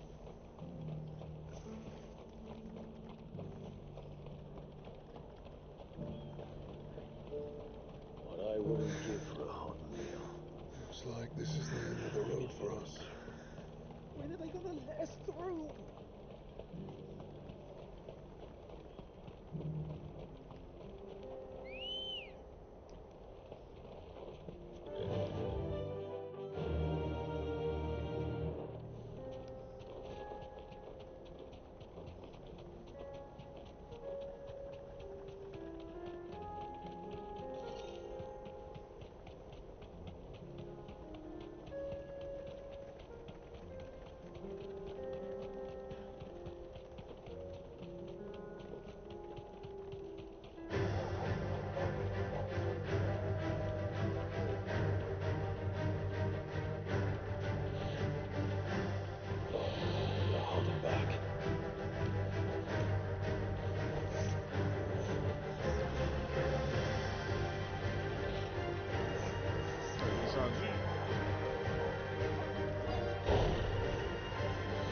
Motherfucker.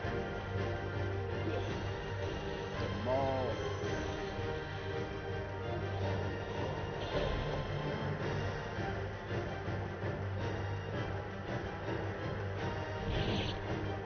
Alors, on va chercher.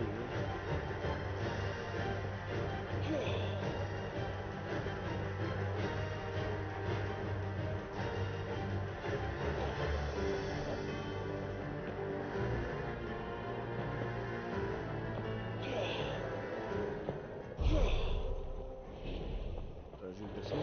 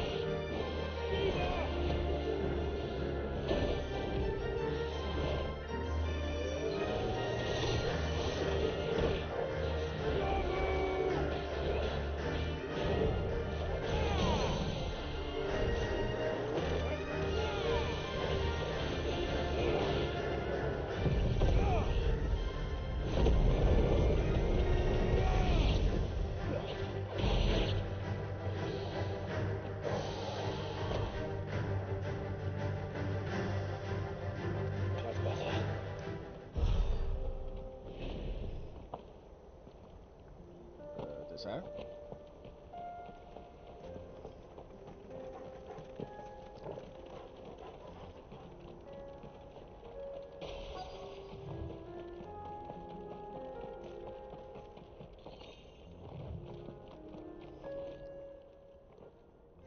I hope I didn't keep you waiting. Did you arrange to speak with the consortium? Here they are now. You wish to consult with me? I did. It's about the bearers you recently purchased from the Fist. We had all but finished making arrangements to buy them ourselves, and then you stepped into the fray. You misunderstand. The consortium had an interest in purchasing them from the very first. It was only our regard for you that kept us from bidding. But your hesitancy in accepting our offer to you suggested that the regard was not mutual. And so we resumed our business. I did not hesitate. I am simply not inclined to make such decisions without first giving them due consideration. But what is done is done. Come then, how much do you want for them? Alas, you are too late yet again. We rarely take on such unconventional merchandise without a purchaser in mind. The bearers belong to him now. Who is your buyer? A trader from across the water. A most demanding fellow, if it's any consolation. He insisted the bearers be fed, dressed, even given their own bunks for the voyage over. That's what you get when you deal with continental types. I wouldn't know. Oh yes, the culture on the continent is quite different to ours. They pay good money for bearers not fit for the knacker's yard, and treat them like kings. But as long as they pay. That does sound unusual. No matter then. If they've already left our shores, there's little that can be done. Allow me to withdraw my interest. And with it, my interest in joining your organization. My associates will be sorry to hear that.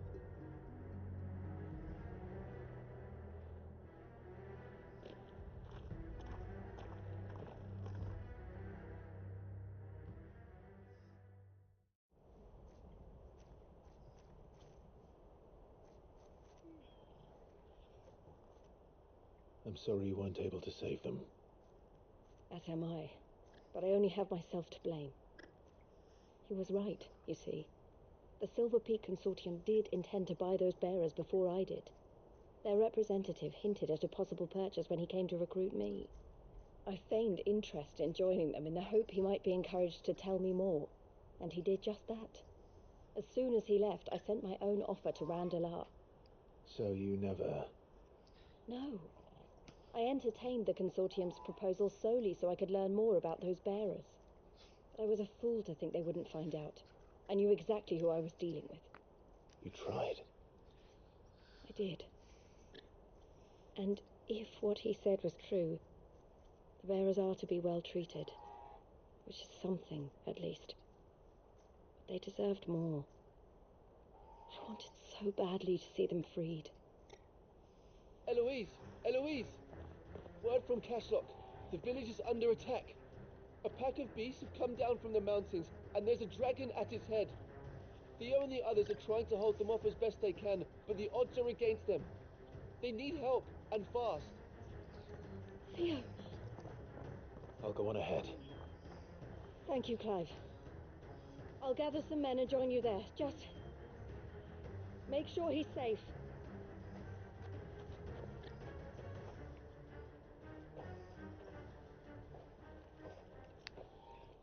Hold on, Theo.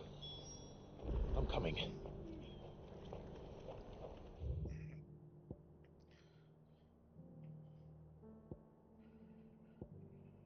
Ça passe-tu par cette...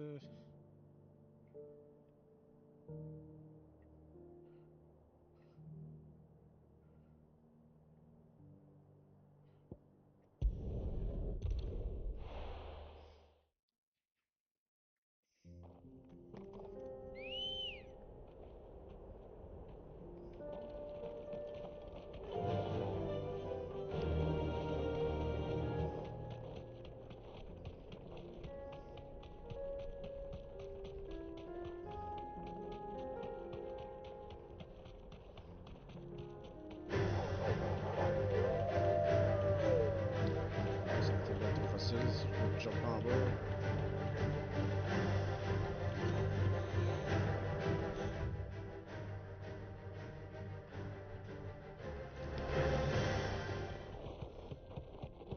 Je peux descendre par l'autre bord. Sur ça me prendrait une mini-map. Je suis pas obligé d'ouvrir la map à toutes les fois.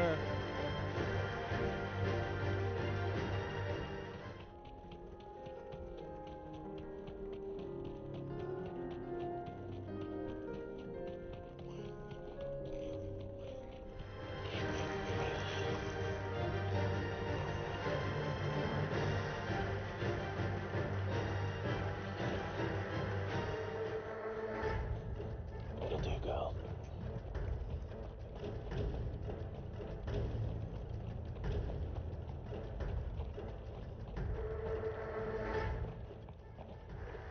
Where's Theodore?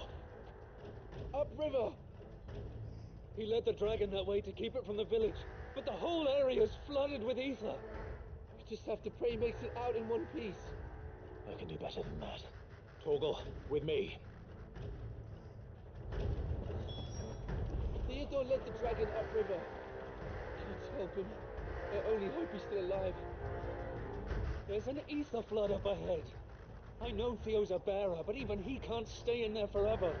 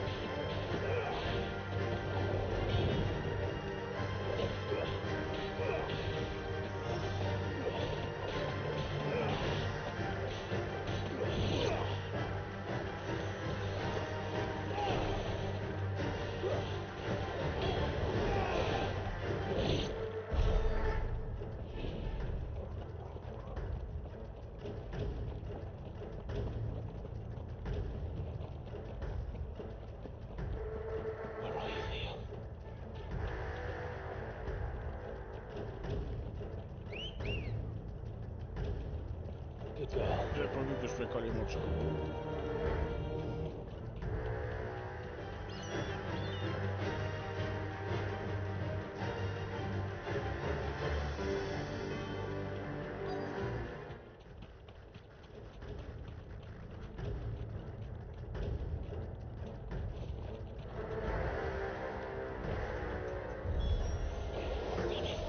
The ether's too thick. These creatures have already turned.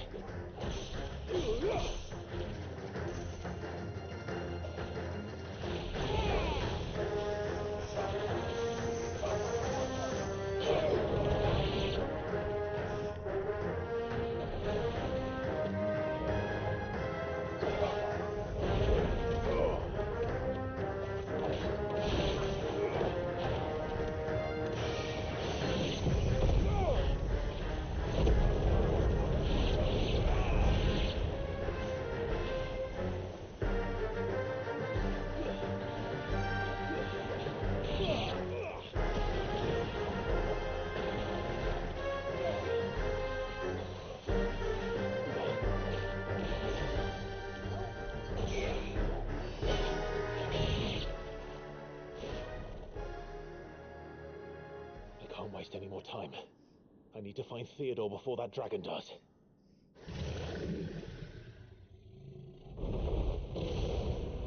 Looks like it's found me.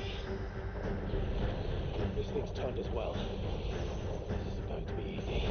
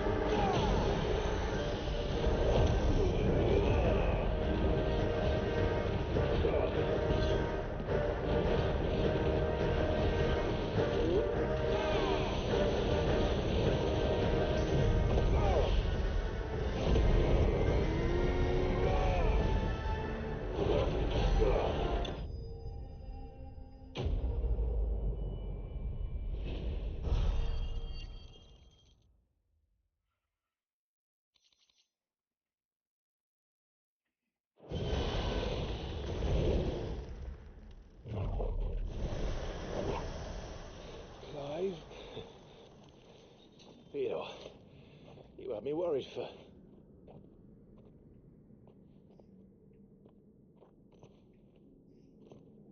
We have to get you out of here.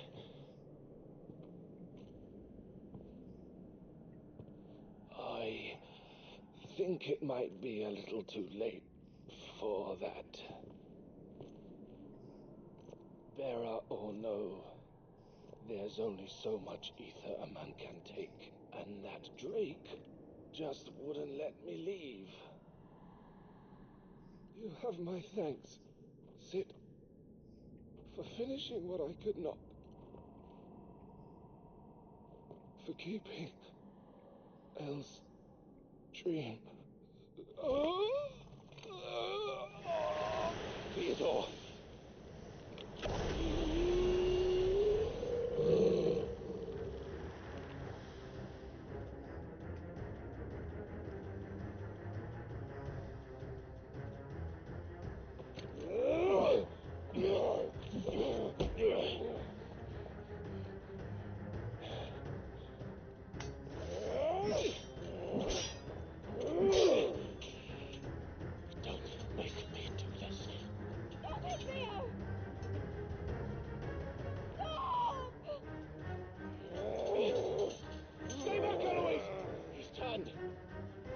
So will you!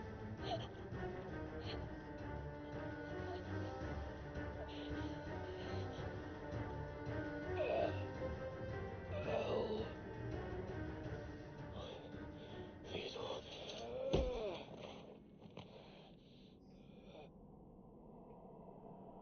Take care of my sister. Theodore. Wait. Goodbye. Oh.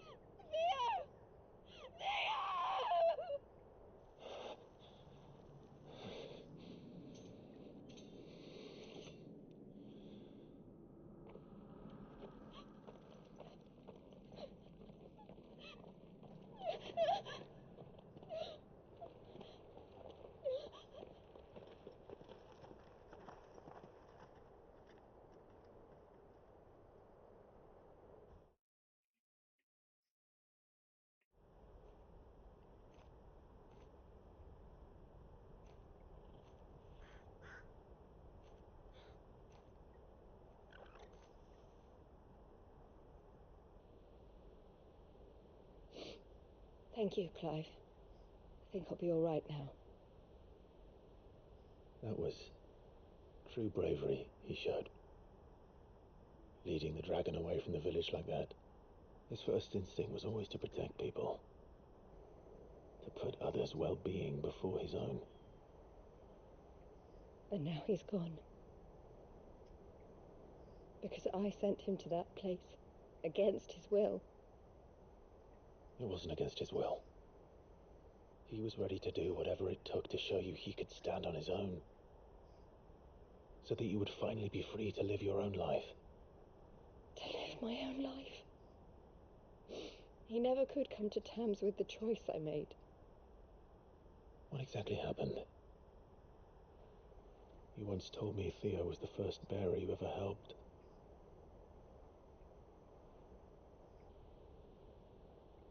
We grew up in Canva. We were born to one of the great trading houses. And I was chosen to inherit the family business. I had my father's head for figures, you see. Theo did not. While I studied the art of commerce, he played at soldiers instead. A late bloomer, in more ways than one. For unlike most bearers, it wasn't until his 15th summer that his powers awakened. My parents tried to drive him out of the house and into the care of the constables. But before they could, I took him into mine. Theo told me something else. He clearly admired your devotion to the cause of freeing others like him from slavery. But he said you deserved a better life than this. He wanted to free you from what he called your bonds, just as you freed him from his. I would be lying if I said I had not wondered from time to time how much easier my life might have been if I had allowed Theo to be taken and devoted myself to the family business instead.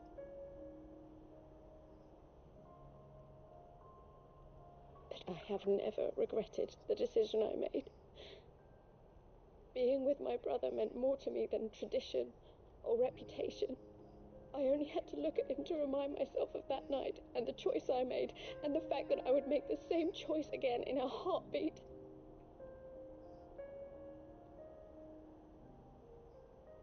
He was never a burden. How could he even think that? If anything, I was the one who weighed him down. You weren't, Eloise. He said it himself, that he had always been grateful to you for saving him, and that he wanted to repay you by letting you live the life you were denied. Neither you nor Theo weighed each other down. You loved one another. You did whatever was necessary to continue living your lives together, and you always would have. You're right. All I ever wanted I ever did. It was so we could be together. Oh, Theo. Why did you have to...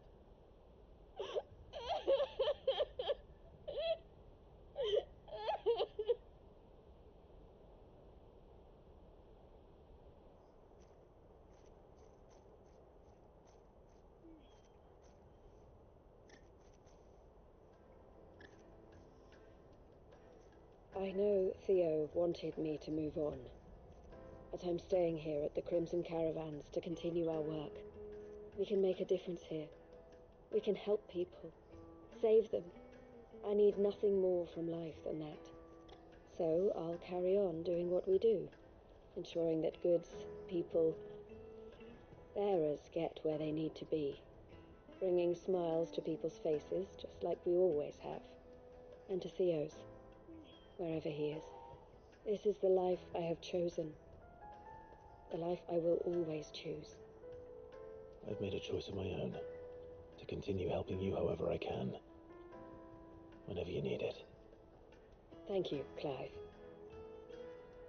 Let's go on together then, for Theodore.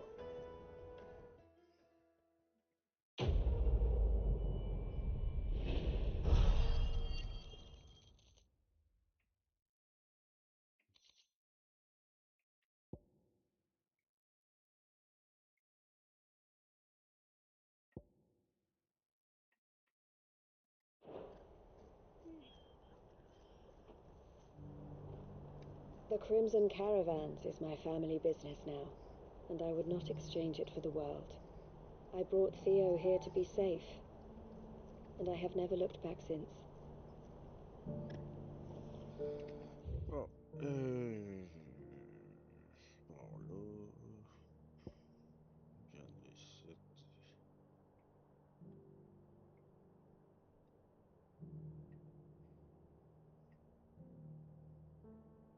Puis un autre là.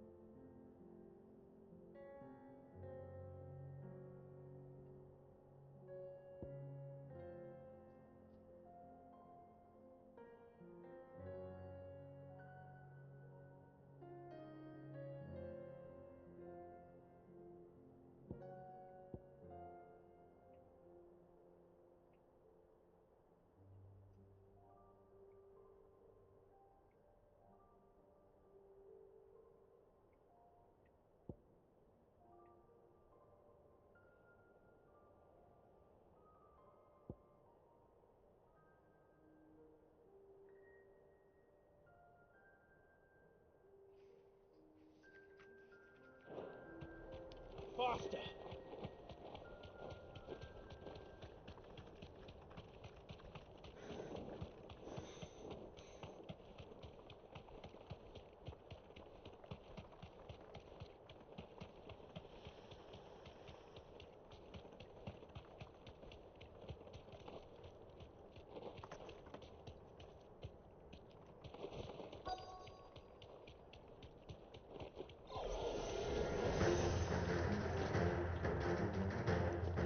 Straight home now.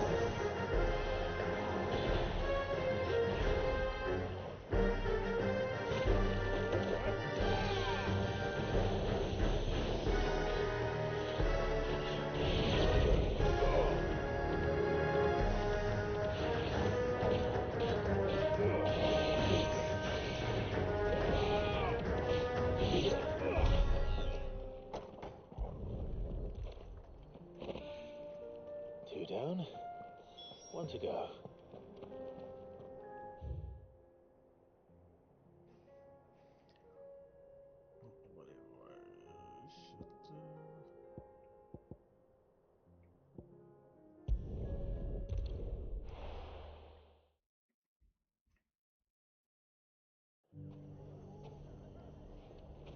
Everything's back the way it was.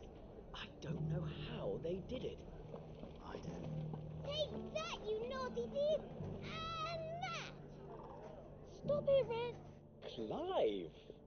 To what do I owe the pleasure? I just wanted to see how the town's been faring since you brought everyone together. Since we brought everyone together, all is absolutely wonderful. Conrad and Natalie's hands remain safely away from each other's throats and firmly at the helm. Our stores are full, and the bandits still too disorganized to raid them. Just as the good Lady Jane and Lord Underhill intended. Are you a lord? Lubor's going to be one too. They're going to make him the Lord of Dalimil, because of how he stopped all the grown-ups from fighting. It's the mayor of Dalimil, dear child, and the vote hasn't taken place just yet. But if the people wish me to lead them, I shall. And my first act will be to build a school so that menaces like you two learn not to interrupt your elders. Speaking of menaces, there may be a rather worrying one just over the horizon. May there indeed. I'm afraid the example Conrad and Natalie set in putting aside their differences and presenting a united front might have caught the bandits' attention. And they might have elected to take a similar approach.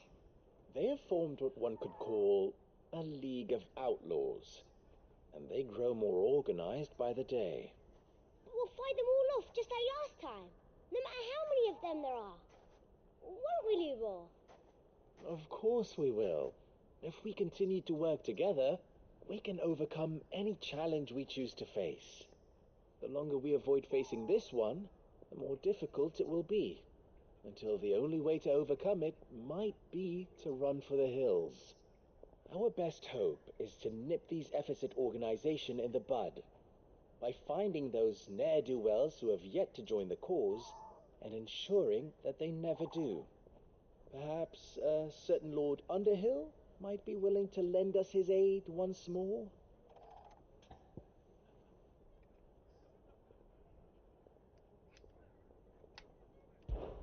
How could I refuse? Thank you, my lord. Victor will fill you in on the particulars. I have him stationed by the desert gate, receiving and collating reports from my scouts. Such an amenable soul. He reminds me of you. I'll go and speak with him.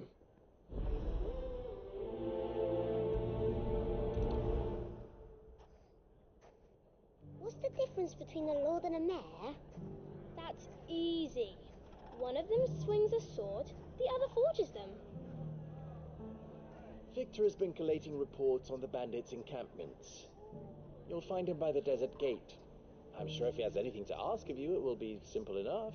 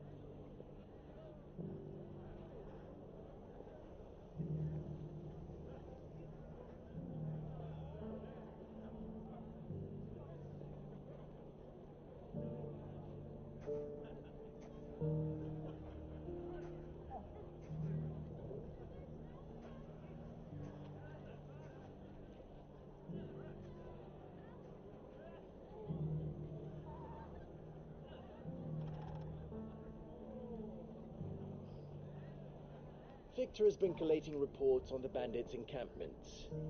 You'll find him by the desert gate. I'm sure if he has anything to ask of you, it will be simple enough. A lord and a mayor?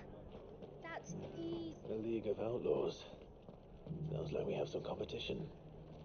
We may have bloodied the bandits' noses, Sid, but it seems we have not yet broken their spirit. Victor is helping us to keep track of their movements. And we're very glad of his help. That man knows the desert and its dwellers like the back of his hand.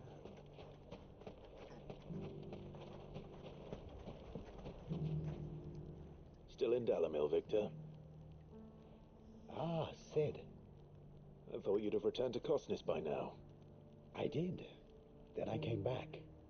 I've developed something of a fondness for the place. And having worked so hard to see it saved from one fate, it would seem remiss to abandon it to another. A sentiment Master Lubor certainly isn't shy about exploiting. Hence my doing his bidding yet again. You're not the only one. What does he want you to do? He asked for my aid in putting down the bandits. And he said that you might be able to help me find them. Then you've come at just the right time. I was on my way to speak with Conrad about how to organize our forces. There are more camps in the vicinity than we can safely strike at once. But we must strike together, and we must strike soon, at as many camps as we can. We can't give this league of theirs time to rally its forces. All right. Which camp shall I take? There's one upriver. Just out there, across the dunes. Leave it with me.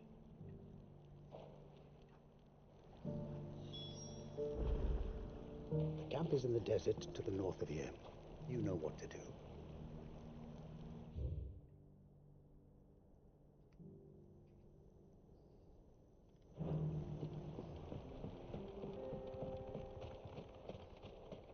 Those ne'er-do-wells want to band together, let them.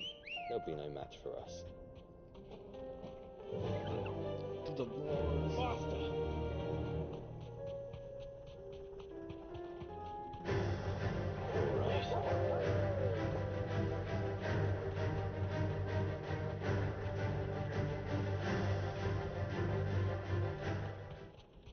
Je peux passer à faire le plein de potions que je suis en ville.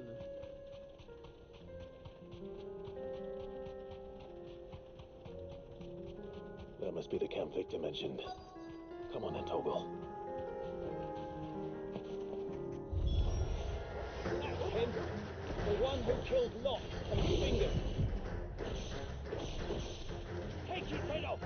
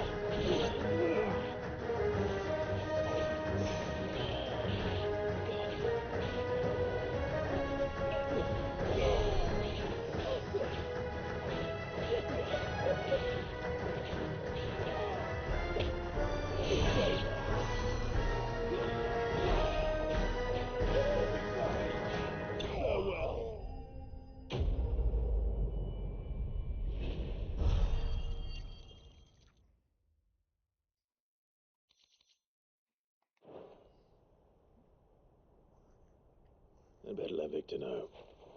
Sid, where are you? Ah, I see the bandits didn't pose you any trouble. No, but that's not why you're here, is it? No. Something's happened. We need you back in Dalimil. What is it? The whole town's in uproar. They're saying that Lubor is a bearer. What?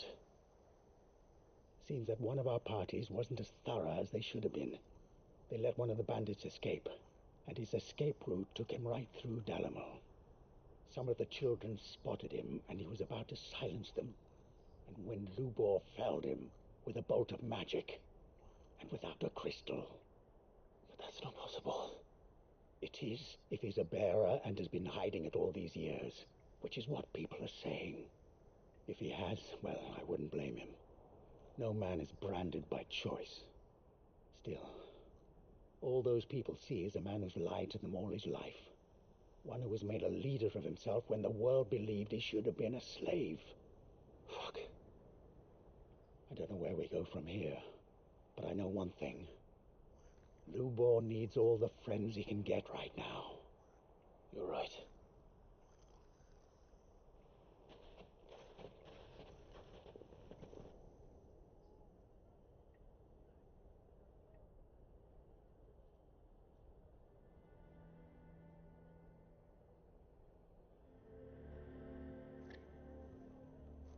And now everyone knows. I made it a habit to keep a crystal close at hand for just such an occasion. And when that occasion arose, I forgot to reach for it. Well, it was bound to come out sooner or later.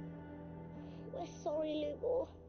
We tried to keep running, but we just couldn't anymore. There's nothing to be sorry for. I rather enjoyed playing the hero for once. All that matters to me is that you two are safe. Look at him talking to his betters like it's nothing. All lies, I'll wager. Just like the ones he fed us all these years. Once people make up their minds, it's hard to change them. We need to do something, and quickly. Convince the people not to let their prejudices blind them. Convince them that nothing has changed. That their enemy lies outside these walls, not within them. You're right. We should speak to everyone. I'm glad you agree. I'll handle the townsfolk. I'm a Dalmek born and bred. They listen to me. You head to the tavern. Make Conrad and Natalie remember who Lubor really is. They know that Lubor and I are friends. I might not make for the most impartial of interlocutors. Lord Underhill of Randalar's League of Merchants, however, is a trusted and impartial mediator of note. I'll do what I can.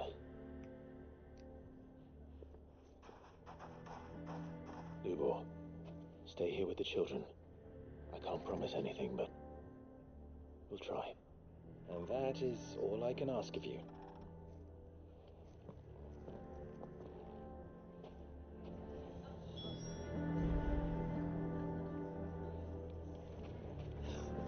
Why are you taking the bearers?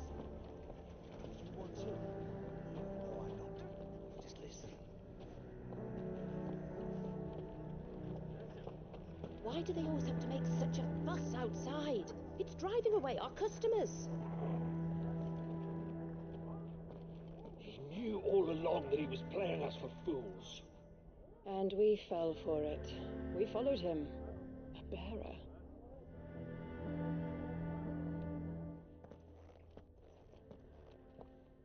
Forgive me for disturbing you, but could I have a moment of your time? I've seen your face before. As have I. Lord Underhill, wasn't it? Of the League of Merchants. That's right. I wanted to speak to you about Lubor. The rumors that he's a bearer. All true, I'm afraid. He'll never be mayor now. Not if I have anything to do with it. But what of his wares? Bearer or no, his steel is highly valued throughout the Republic. In this, at least, he's done the town a service. Might that not earn him a little leniency? Leniency? He pretended to be one of us when he was laughing behind our backs all the while. I'm sorry, my lord, but he lied to us. He lied to you. He cannot be trusted. So what do you propose? Will you drive him from his home? Close his forge? Perhaps. That is a question for the people of Dalimil, and they will thank you not to get involved.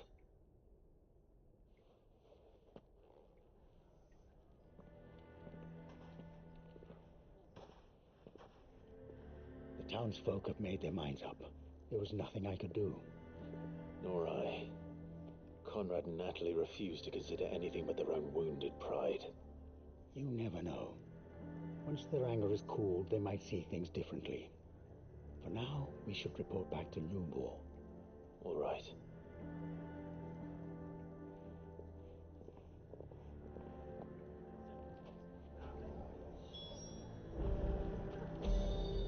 Why the hell would Victor take the bearer's side?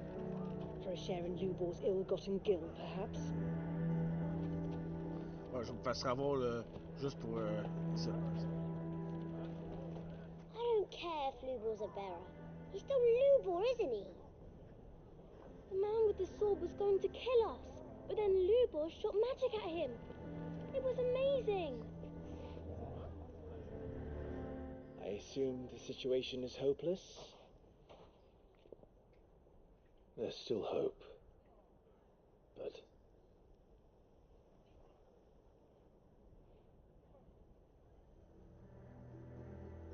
But perhaps not in this lifetime, I think it's fair to say. You mustn't think like that, Lubor. Give them time. They'll come around. We'll talk some sense into them in the end. You'll see. No, you won't. And your efforts would be better spent elsewhere. But Lubor... Rosina would often tell me that steel does not lie, that a blade is a reflection of the smith who forged it. To yourself be true, that was her point. Rather an ironic one when you consider that her life was taken with a blade of her own making.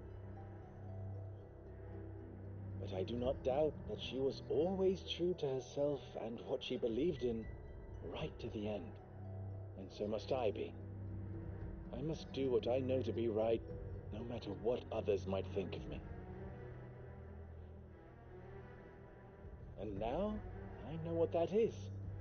I must embrace my new role of villain so that the people of Dalimil have something to unite against. For only united can they hope to stand against the threat that awaits them. I'll need to make a suitably dramatic exit, of course. Don't go, Lubor. You're the only one who was ever kind to us. We'll be all alone. Again. Trust me, little ones, it is for the best that I go. Not only for the town, but for you, too. How could it possibly be for the best? These children need you. The least you can do is give the townspeople a chance to change their minds. I would not take it, Victor. It's over. Over, you say? And so just like that, you're going to throw this town and these children to the wolves? I thought you were better than this. But it seems you had me fooled as well. Victor. Forget it. Do what you will. You sure you're making the right choice, Lubor? Of those available to me, I believe it's the best one. Yes. Ah, but where are my manners? Here, a reward for clearing out that bandit camp. Right then, I have packing to do. If there's anything I can do. Anything.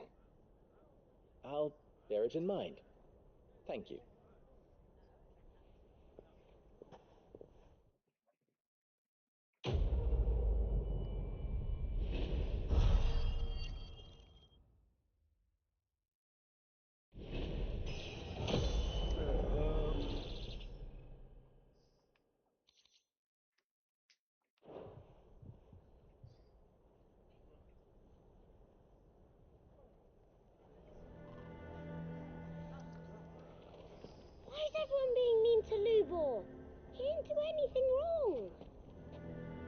going to go with him. You're going to try and convince me to stay. Save your breath. I will not put those children at risk. Oh, je sais pas quoi cette site.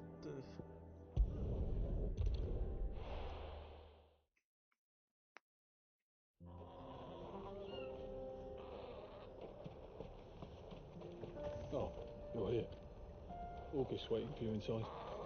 Huh? So Dravost is still standing. For now, at least. If you can swing a hammer, you can swing a sword.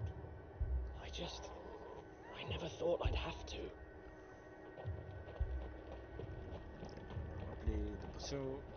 I have some things for sale.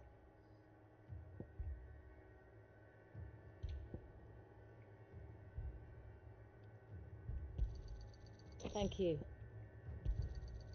Certainly. Farewell, traveller. The brass neck of that girl. Everyone's coming together to fight for their lives, and she hasn't lowered her prices a gill.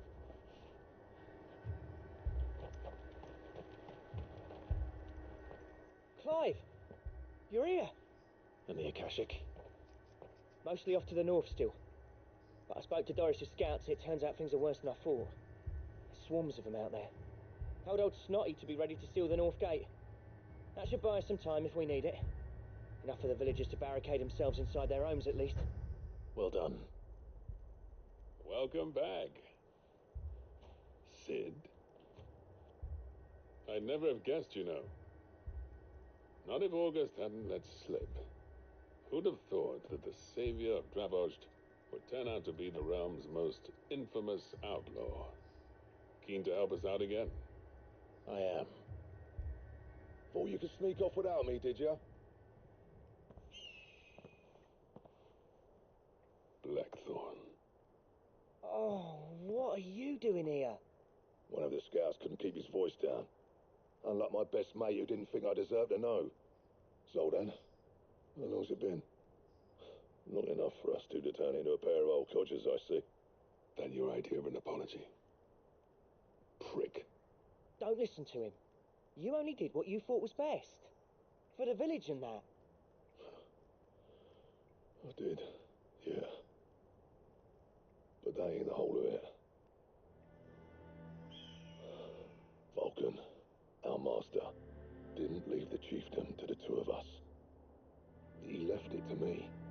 The best blacksmith in Dravost, barring himself, of course. Bloody stupid tradition, in my opinion. If someone's got talent, you should let them practice their craft, not ask them to settle petty feuds and barter for grain. Our master wasted half his life that way. I wasn't about to let that happen to me. So you wasted half of mine instead. You're what Dravost needed. Under me and my precious ideals, this place wouldn't have lasted a year. So I left to devote myself to the work and spare you lot the consequences. I may be a selfish prick, but I only did what I felt I had to. What you had to do was your duty! Even if it meant we all starved? Enough. This is no time for bickering. You can finish beating each other up once Dravost is safe. Fine. I've said my piece anyway. Yeah, so have I. Sorry, Clive. I shouldn't have stuck my nose in. Short enough on time as it is. Still, give us a mo, would you? I need to get my head straight before any of them Akashic try to bite it off.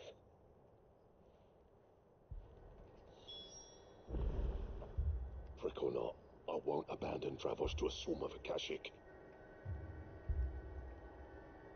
Just say the word. The villagers know to keep out of sight when the fighting starts.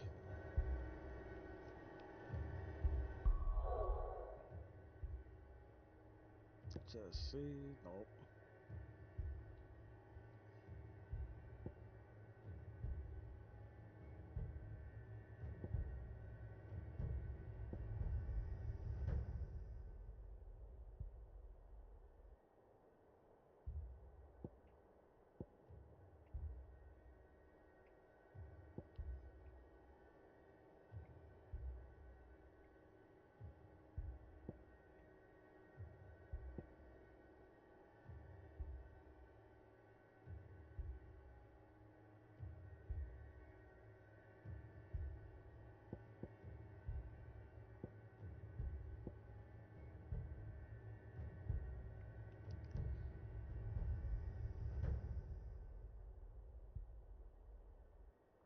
Je pourrais faire ça de même.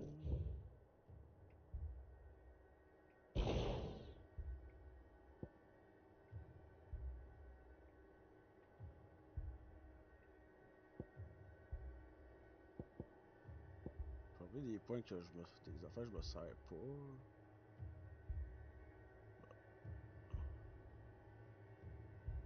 Ouais, je l'ai jamais upgradé.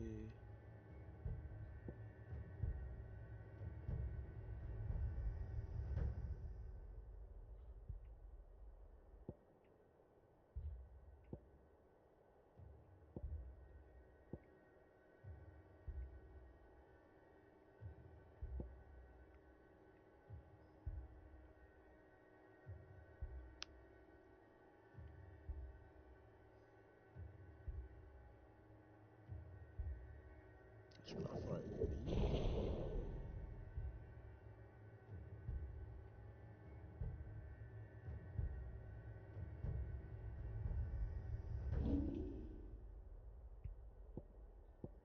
C'est ça qui est master.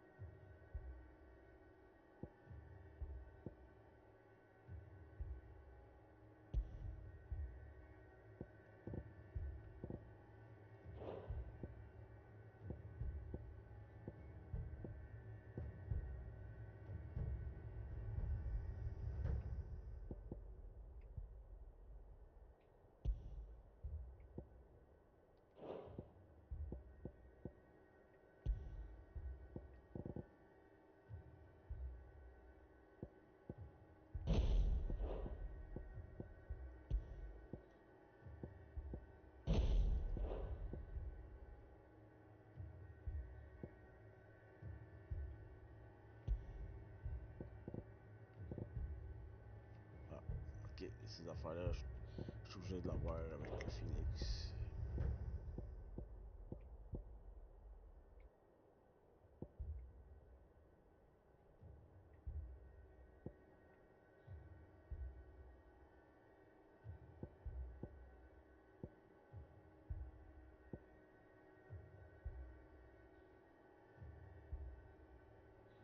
Mettons si je fais ça.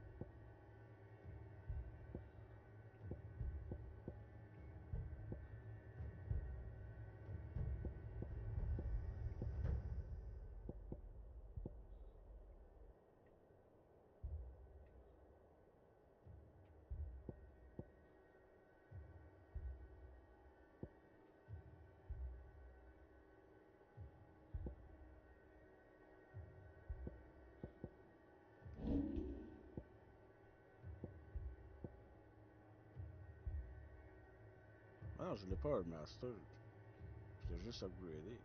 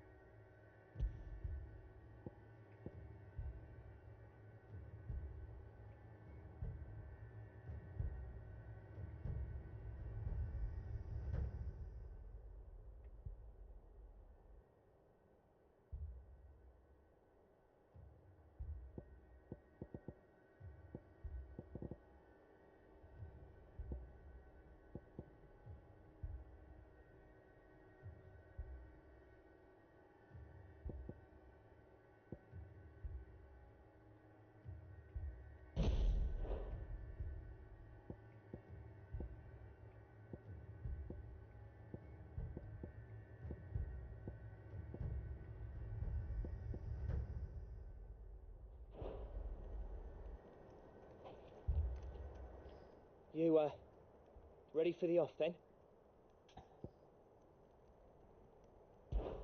We can't afford to waste any more time. Right you are. Might be worth having one last word with the scouts, though. Don't want any nasty surprises, do we?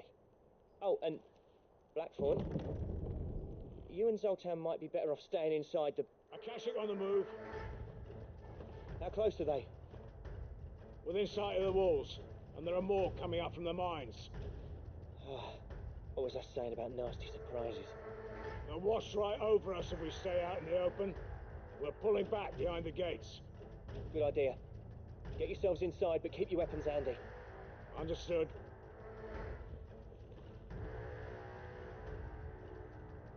I'm prepared to fight if I have to. Well, let's hope you don't. That's our job. Once the scouts are inside, order your men to barricade the gates. No heroic last stands, you hear me? No fighting at all if you can help it. August's right. I've seen what Akashic beasts can do to armor. The people here are tough and willing, but they ain't equipped to face what's coming. I'm going out there. Start work on the gate as soon as I've left. I'll give you as much time as I can. And if they kill you? You evacuate. But it won't come to that. I promise. You'd better be right. Take good care of Dravos till I Sinon, get ça va back. être game over. Leave it to me. And give those things what for, yeah?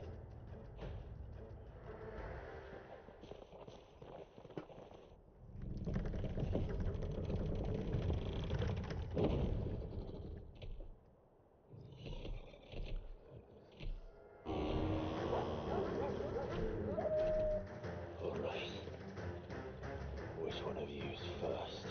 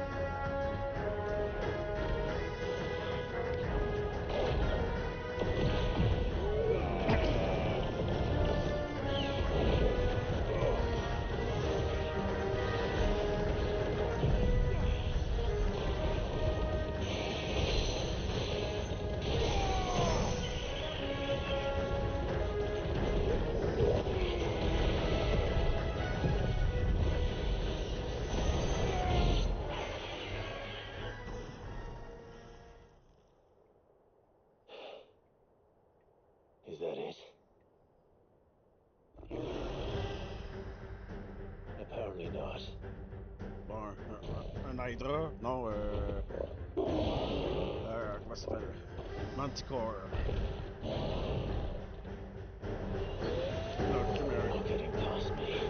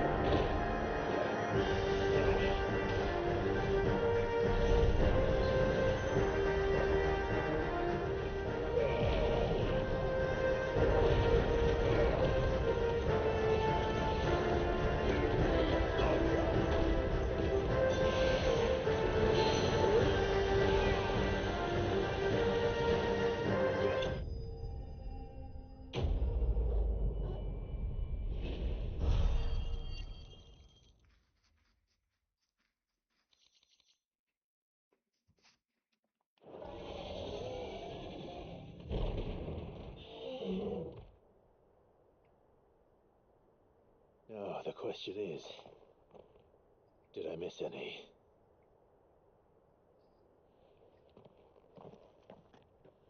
Man alive! You're still in one piece! I slew as many as I could. As many as I could, he says. The old bleeding lot, more like it. Well, almost. Only almost. Yeah, one or two did try to sneak over the wall. But we got the bastards, don't you worry. Good. Though you do know, more will come in time. In time, yeah. But we can think about them later. Let's get you back inside.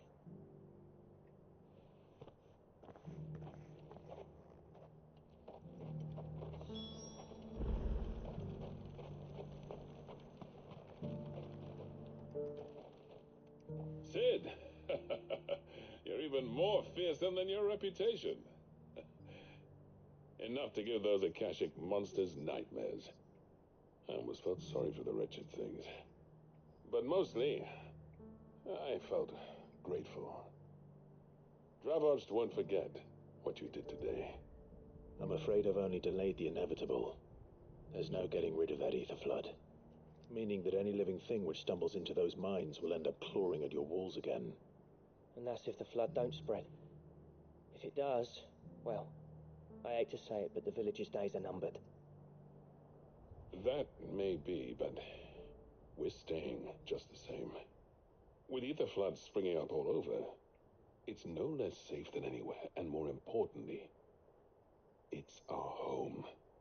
We'll fortify the gates to the north, and I'll see that they're guarded day and night. All right. Then we'll give you a hand shoring up those defenses. As for you, Blackthorn, that's twice you've turned up when Dravoj needed you. So, thanks. I shouldn't have stayed away so long. And I shouldn't have left without talking it over with you first. Too bloody right you shouldn't. Though I doubt I'd have listened. I always envied you. How you made everything look so easy when, for me, it was anything but. You leaving gave me the perfect excuse to hate you. And from that day on, I never once stopped to wonder what it would have been like if you'd stayed. But what you said earlier, it was true. You'd have been the death of this place. Finally, something we can agree on. I hope you see the sense of it eventually. You kept this place alive. Alive, perhaps. Wealthy even, but Dravoj isn't what it once was. Our work used to be the pride of Dalmekia. Now, we churn out the same rubbish day after day because it's easy and turns a profit. It's not about the craft anymore. I wouldn't send my sons to war wearing the shit most of our smiths are making. I've kept working, honing my skills, trying to lead by example, but no one sees the point. The average castle apprentice has as much passion for the craft as our current lot. Come back to us, Blackthorn. Remind Dravoj what a true master blacksmith looks like. I'll even man those bellows of yours if it means we can work at the same forge again.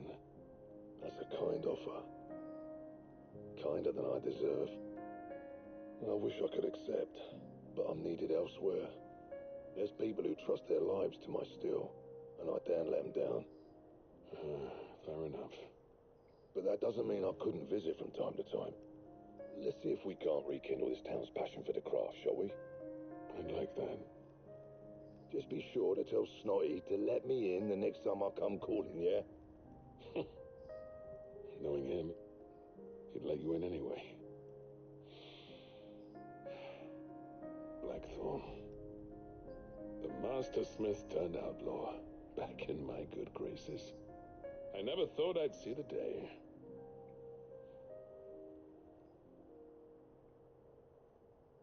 I'd say that went pretty well, wouldn't you? Even better than I'd hoped. Sid, I've got something for you.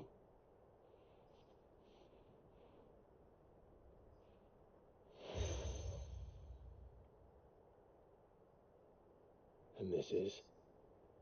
A token of our lasting gratitude. But I'm of a mind to make you a far grander gift. Designs for a certain sword have been passed down from chief to chief for generations. Now hold on, Zoltan. There's a reason no one's made that blade in centuries. There's not been a craftsman equal to the task. I'll admit your cinders make impressive steel, and I've learned to hone an edge Odin will be proud of. But the engravings on that thing are enough to make a jeweler cry. And they're not just for show, either. Have you forgotten what brought you back to Dravoj in the first place? A certain ring? I knew I'd never surpass you with the hammer and tongs. So I turned my hand to a different kind of metalwork. Between the two of us, I'd say we're the equal of any master craftsman ever to have graced a forge.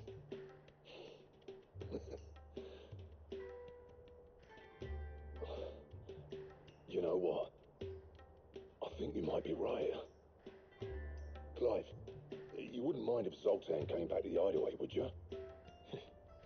He's more than welcome, as long as he can keep our secret. Right. Zoltan, get your tools. We've got a legend to forge. With a little help from Blackthorn, I don't see why we can't restore Dravoj to its former glory. Barring ether floods, that is. I'll tell you what, Clive, if we pull this off, it will ruin every other sword you've ever held. Ah, là, ça te l'avait relique I'll get weapon. back to the hideaway. Don't you worry about that.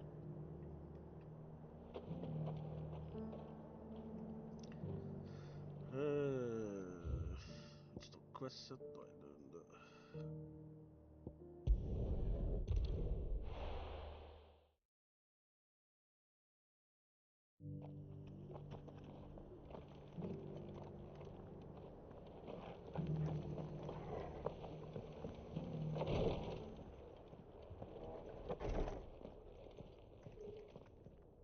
Lord Rosfield, is there aught the Undying might assist you with this day?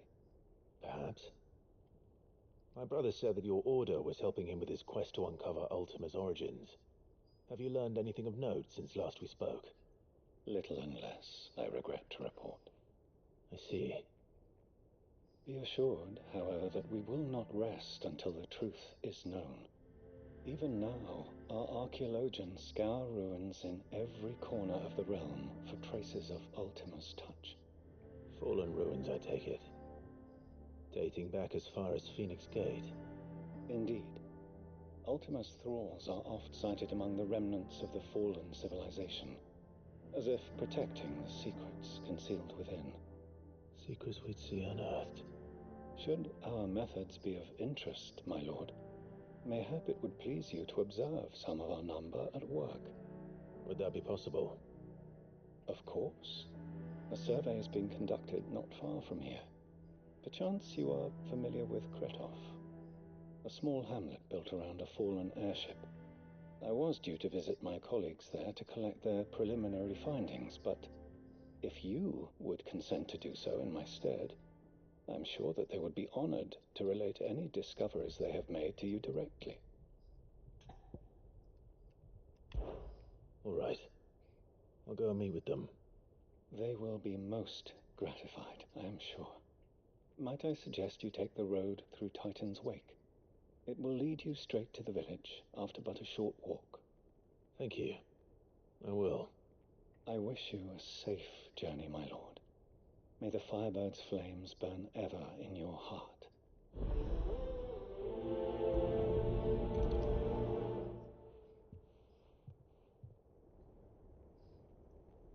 My colleagues await you in Kretov, my lord.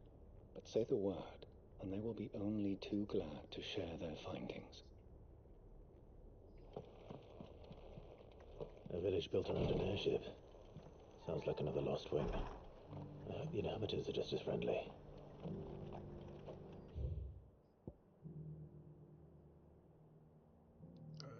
Comment je fais pour aller ici? Par là?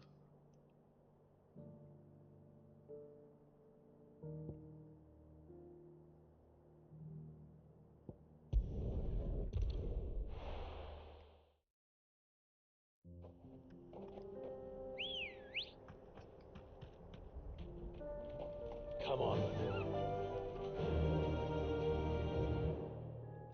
Run like the wind.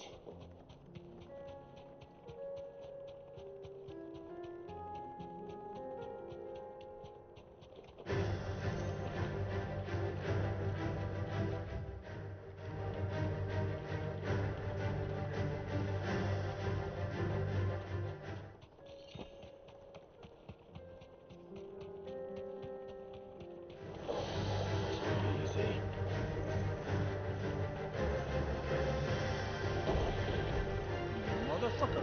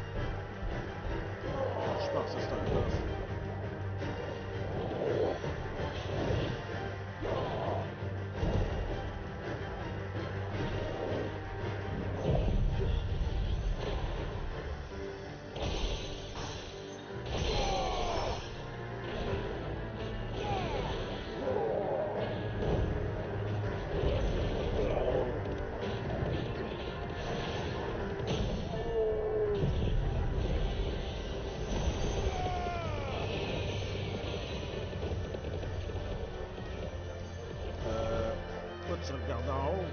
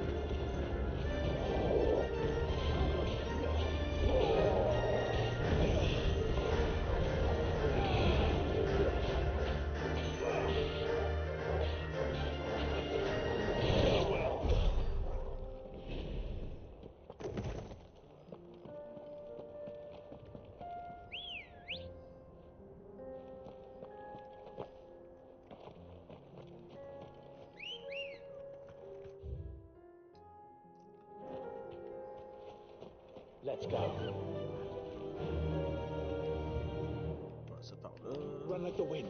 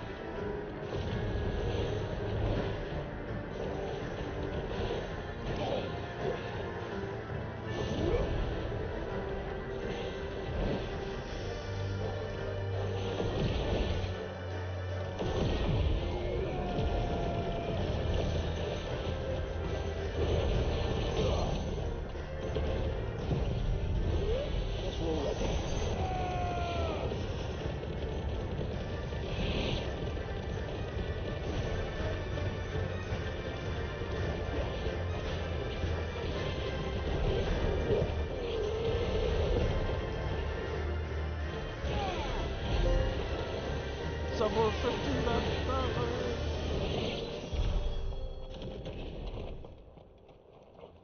c'est quoi, j'ai fait 50 000 de dégâts?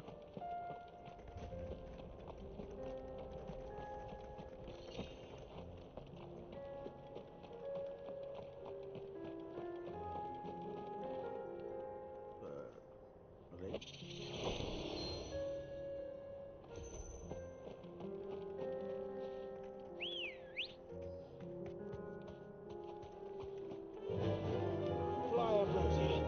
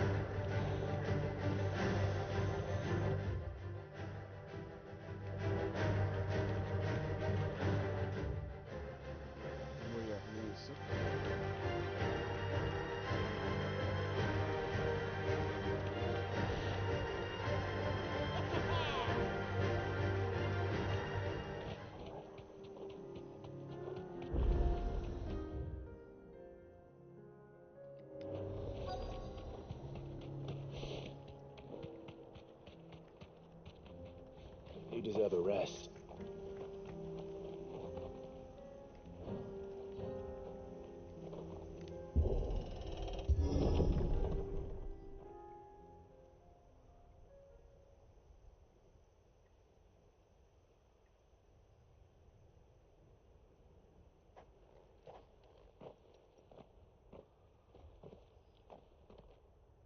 Oh no.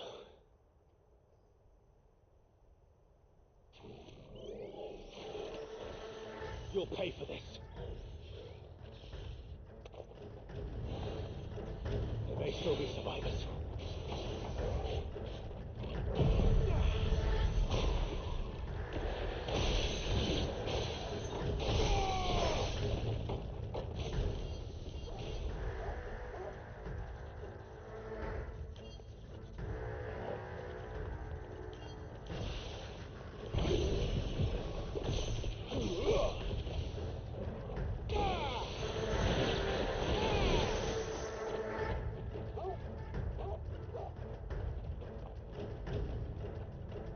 Nope.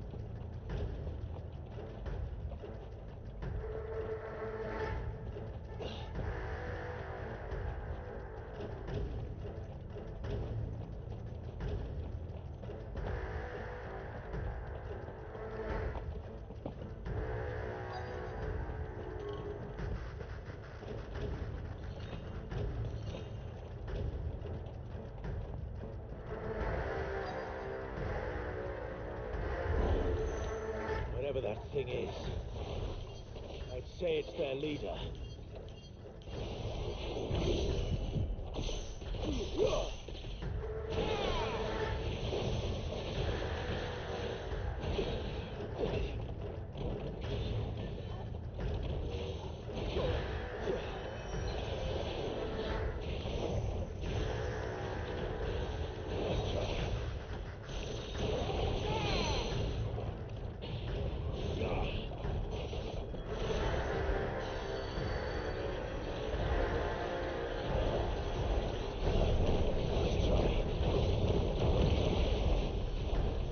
Facile de dodger ça.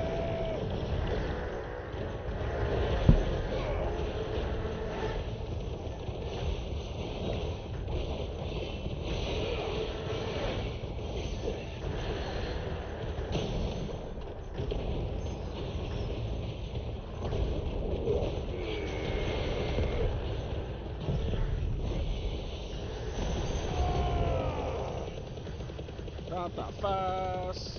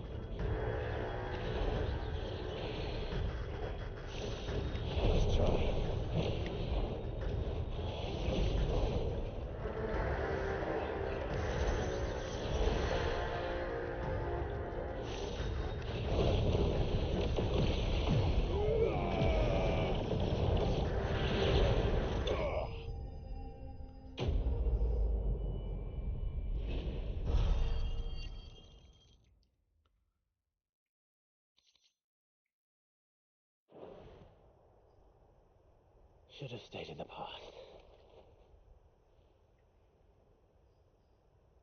These must be Cyril's colleagues. You have our thanks, stranger. Who are you? Ah, forgive me, my lord. I did not recognize you. You are Lord Rosfield, are you not?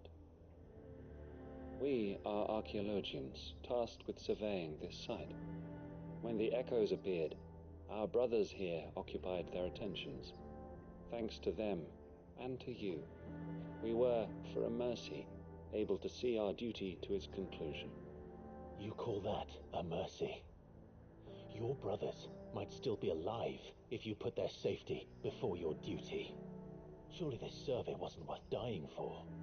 We are charged with uncovering Ultima's origins. A duty of the highest import, as I'm sure you will agree. And you think your dead brothers would agree with you too? I know they would. They gave their lives for the cause, an honor to which all Undying aspire. Now, to what do we owe the honor of your presence, Lord Marquis? Cyril told me of your work here, and I agreed to collect your findings in his stead. I see. That is most kind. Pray, take them then, with our humble thanks. May the Firebird's flame burn ever in your heart, as it does in ours.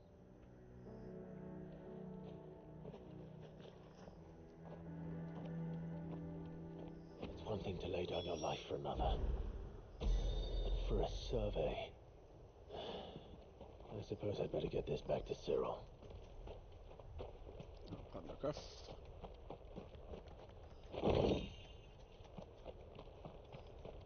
Think no more of us, my lord. Only deliver our findings to the bearer of the burning quill.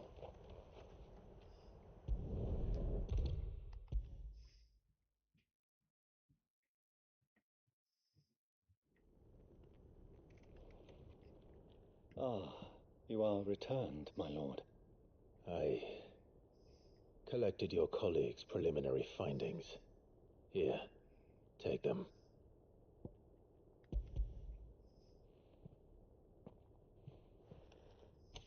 My thanks. I shall study them, and inform you forthwith if I discover aught that might aid you in your fight against Ultima. Cyril, your survey party suffered several losses in Kretov. Losses which could have been avoided, had the others not chosen to complete their work, instead of saving their friends. Were these your orders? No. This was their choice. Every Undying devotes his life to the service of the Phoenix. It is our sole duty, and should we die in discharging it, so be it. Even when death is avoidable. My lord, I fear that this is not a point over which it would be fruitful to argue.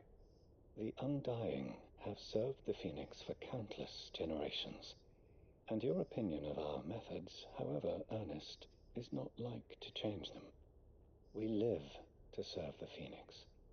Our very order exists for that purpose, and that purpose alone. Cyril, I know that you and your brethren answer only to Joshua, but allow me to offer you a word of advice. It does not further the cause of the Phoenix to have his loyal followers surrender their lives without good reason. Provide your survey parties with an escort, that they might live to do their duty for years to come. Think not only of how you can serve the Phoenix, but how Joshua would want you to serve him. Please. For all our sakes. I thank you for your advice, my lord.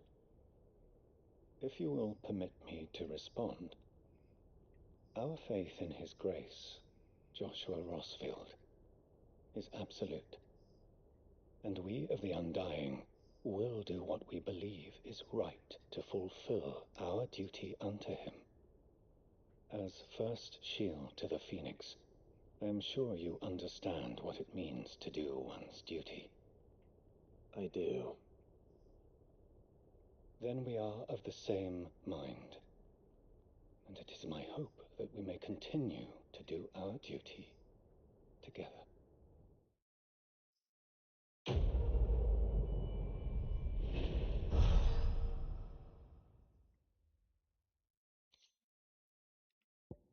Ice Age.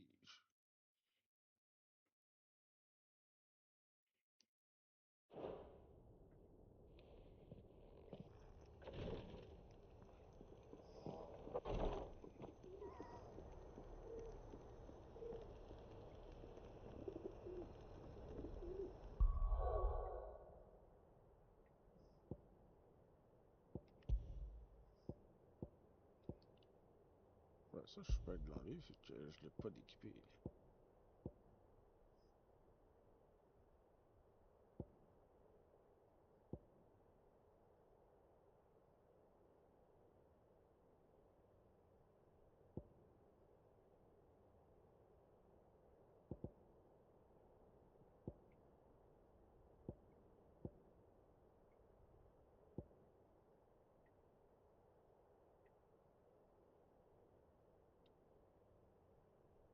Ça, je vais mettre ça.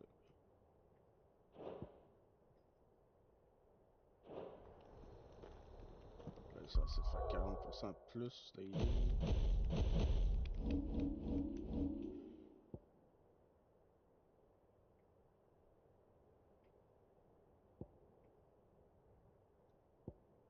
Là, ça ne marque pas dedans.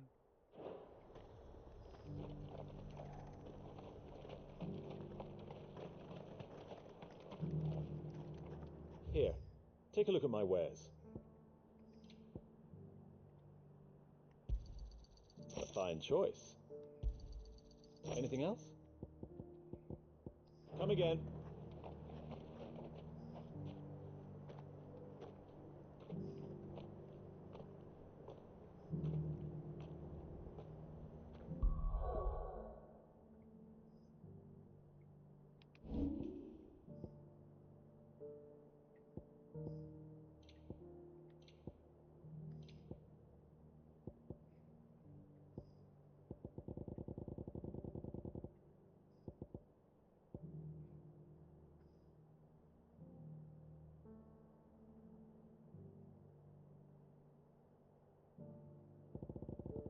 Toutes les quests que j'ai faites.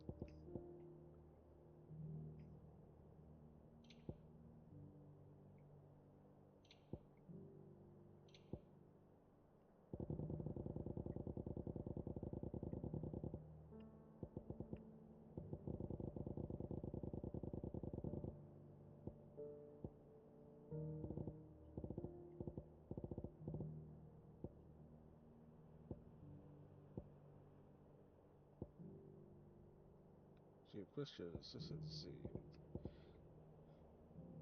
des main quests.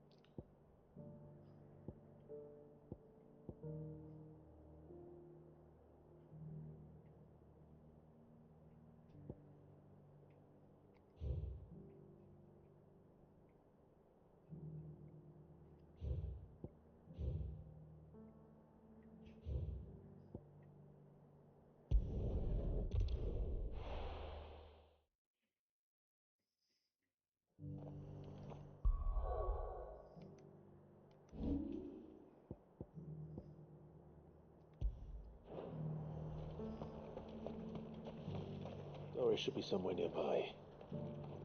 Assuming she's still here.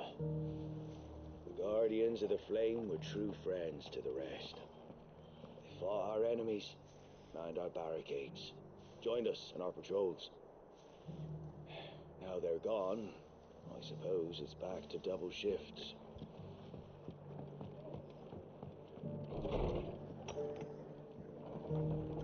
Can't say it wasn't a relief to see the better part of the Guardians finally taking their leave. We barely had room to breathe, what with them and us and all the others all crammed in together. They were good lads, though. I'll miss not having them around. Ah, Clive, I was just about to send for you. I'd like you to take something to Sir Wade up in Eastpool. Seeds for planting. Thought it was about time they started growing their own food. I'll keep providing them with whatever they need in the meantime, of course. But if Eastpool's going to survive, it's got to be able to fend for itself. As of those poor bearers, they've lived their whole lives in servitude, but now they're their own masters. Small wonder they ain't got the foggiest how to provide for themselves. So it's up to us to teach 'em. And if you're wondering why you, well, The wagoneers taking supplies up that way have been coming back with more and more reports of Akashic around the village of late. Sir Wade's putting a brave face on it, but I think even he's starting to worry. And if he's likely to share those concerns with anyone, it's you. All right. Thanks. Wouldn't ask if I didn't have to. There. That should be enough to keep him in Gazal Greens for a few years at least. Gazal Greens. Not the most mouth-watering crop, I'll admit. But they're hardy, they grow fast, and they fill a hole. Better that than something that'll wither away at first frost. And chocobos love 'em too, which is no small thing. When I say all of us need to pull together to get Eastpool back on its feet, I mean all of us. They ain't exactly succulent, but cook 'em right and they're just about bearable. I'll take your word for it. Anyway, Sir Wade'll know what to do with them. And if he don't, well, I'll go up there and show him myself. I'm sure you will.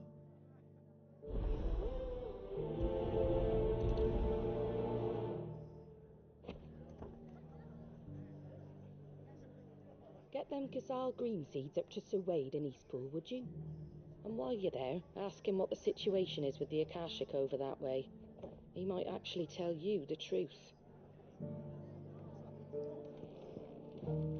Are the bearers taking well to their new home, do you know? I sometimes worry how they'll manage without me to cook and clean for them.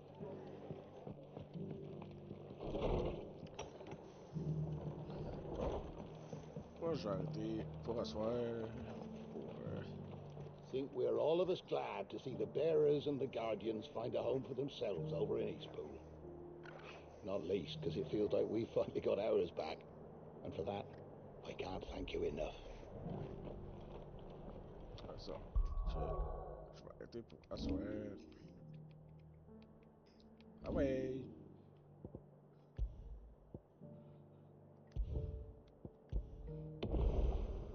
Avec challenge.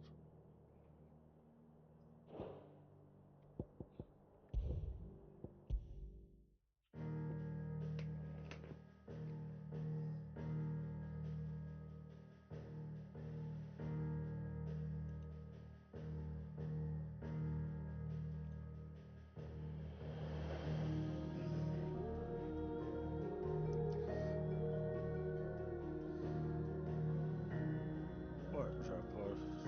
Juste de la fin, d'après moi. Que demain, je devrais continuer Zelda Ocarina of Time. Je pense qu'il me reste le Shadow Temple à faire. À la prochaine.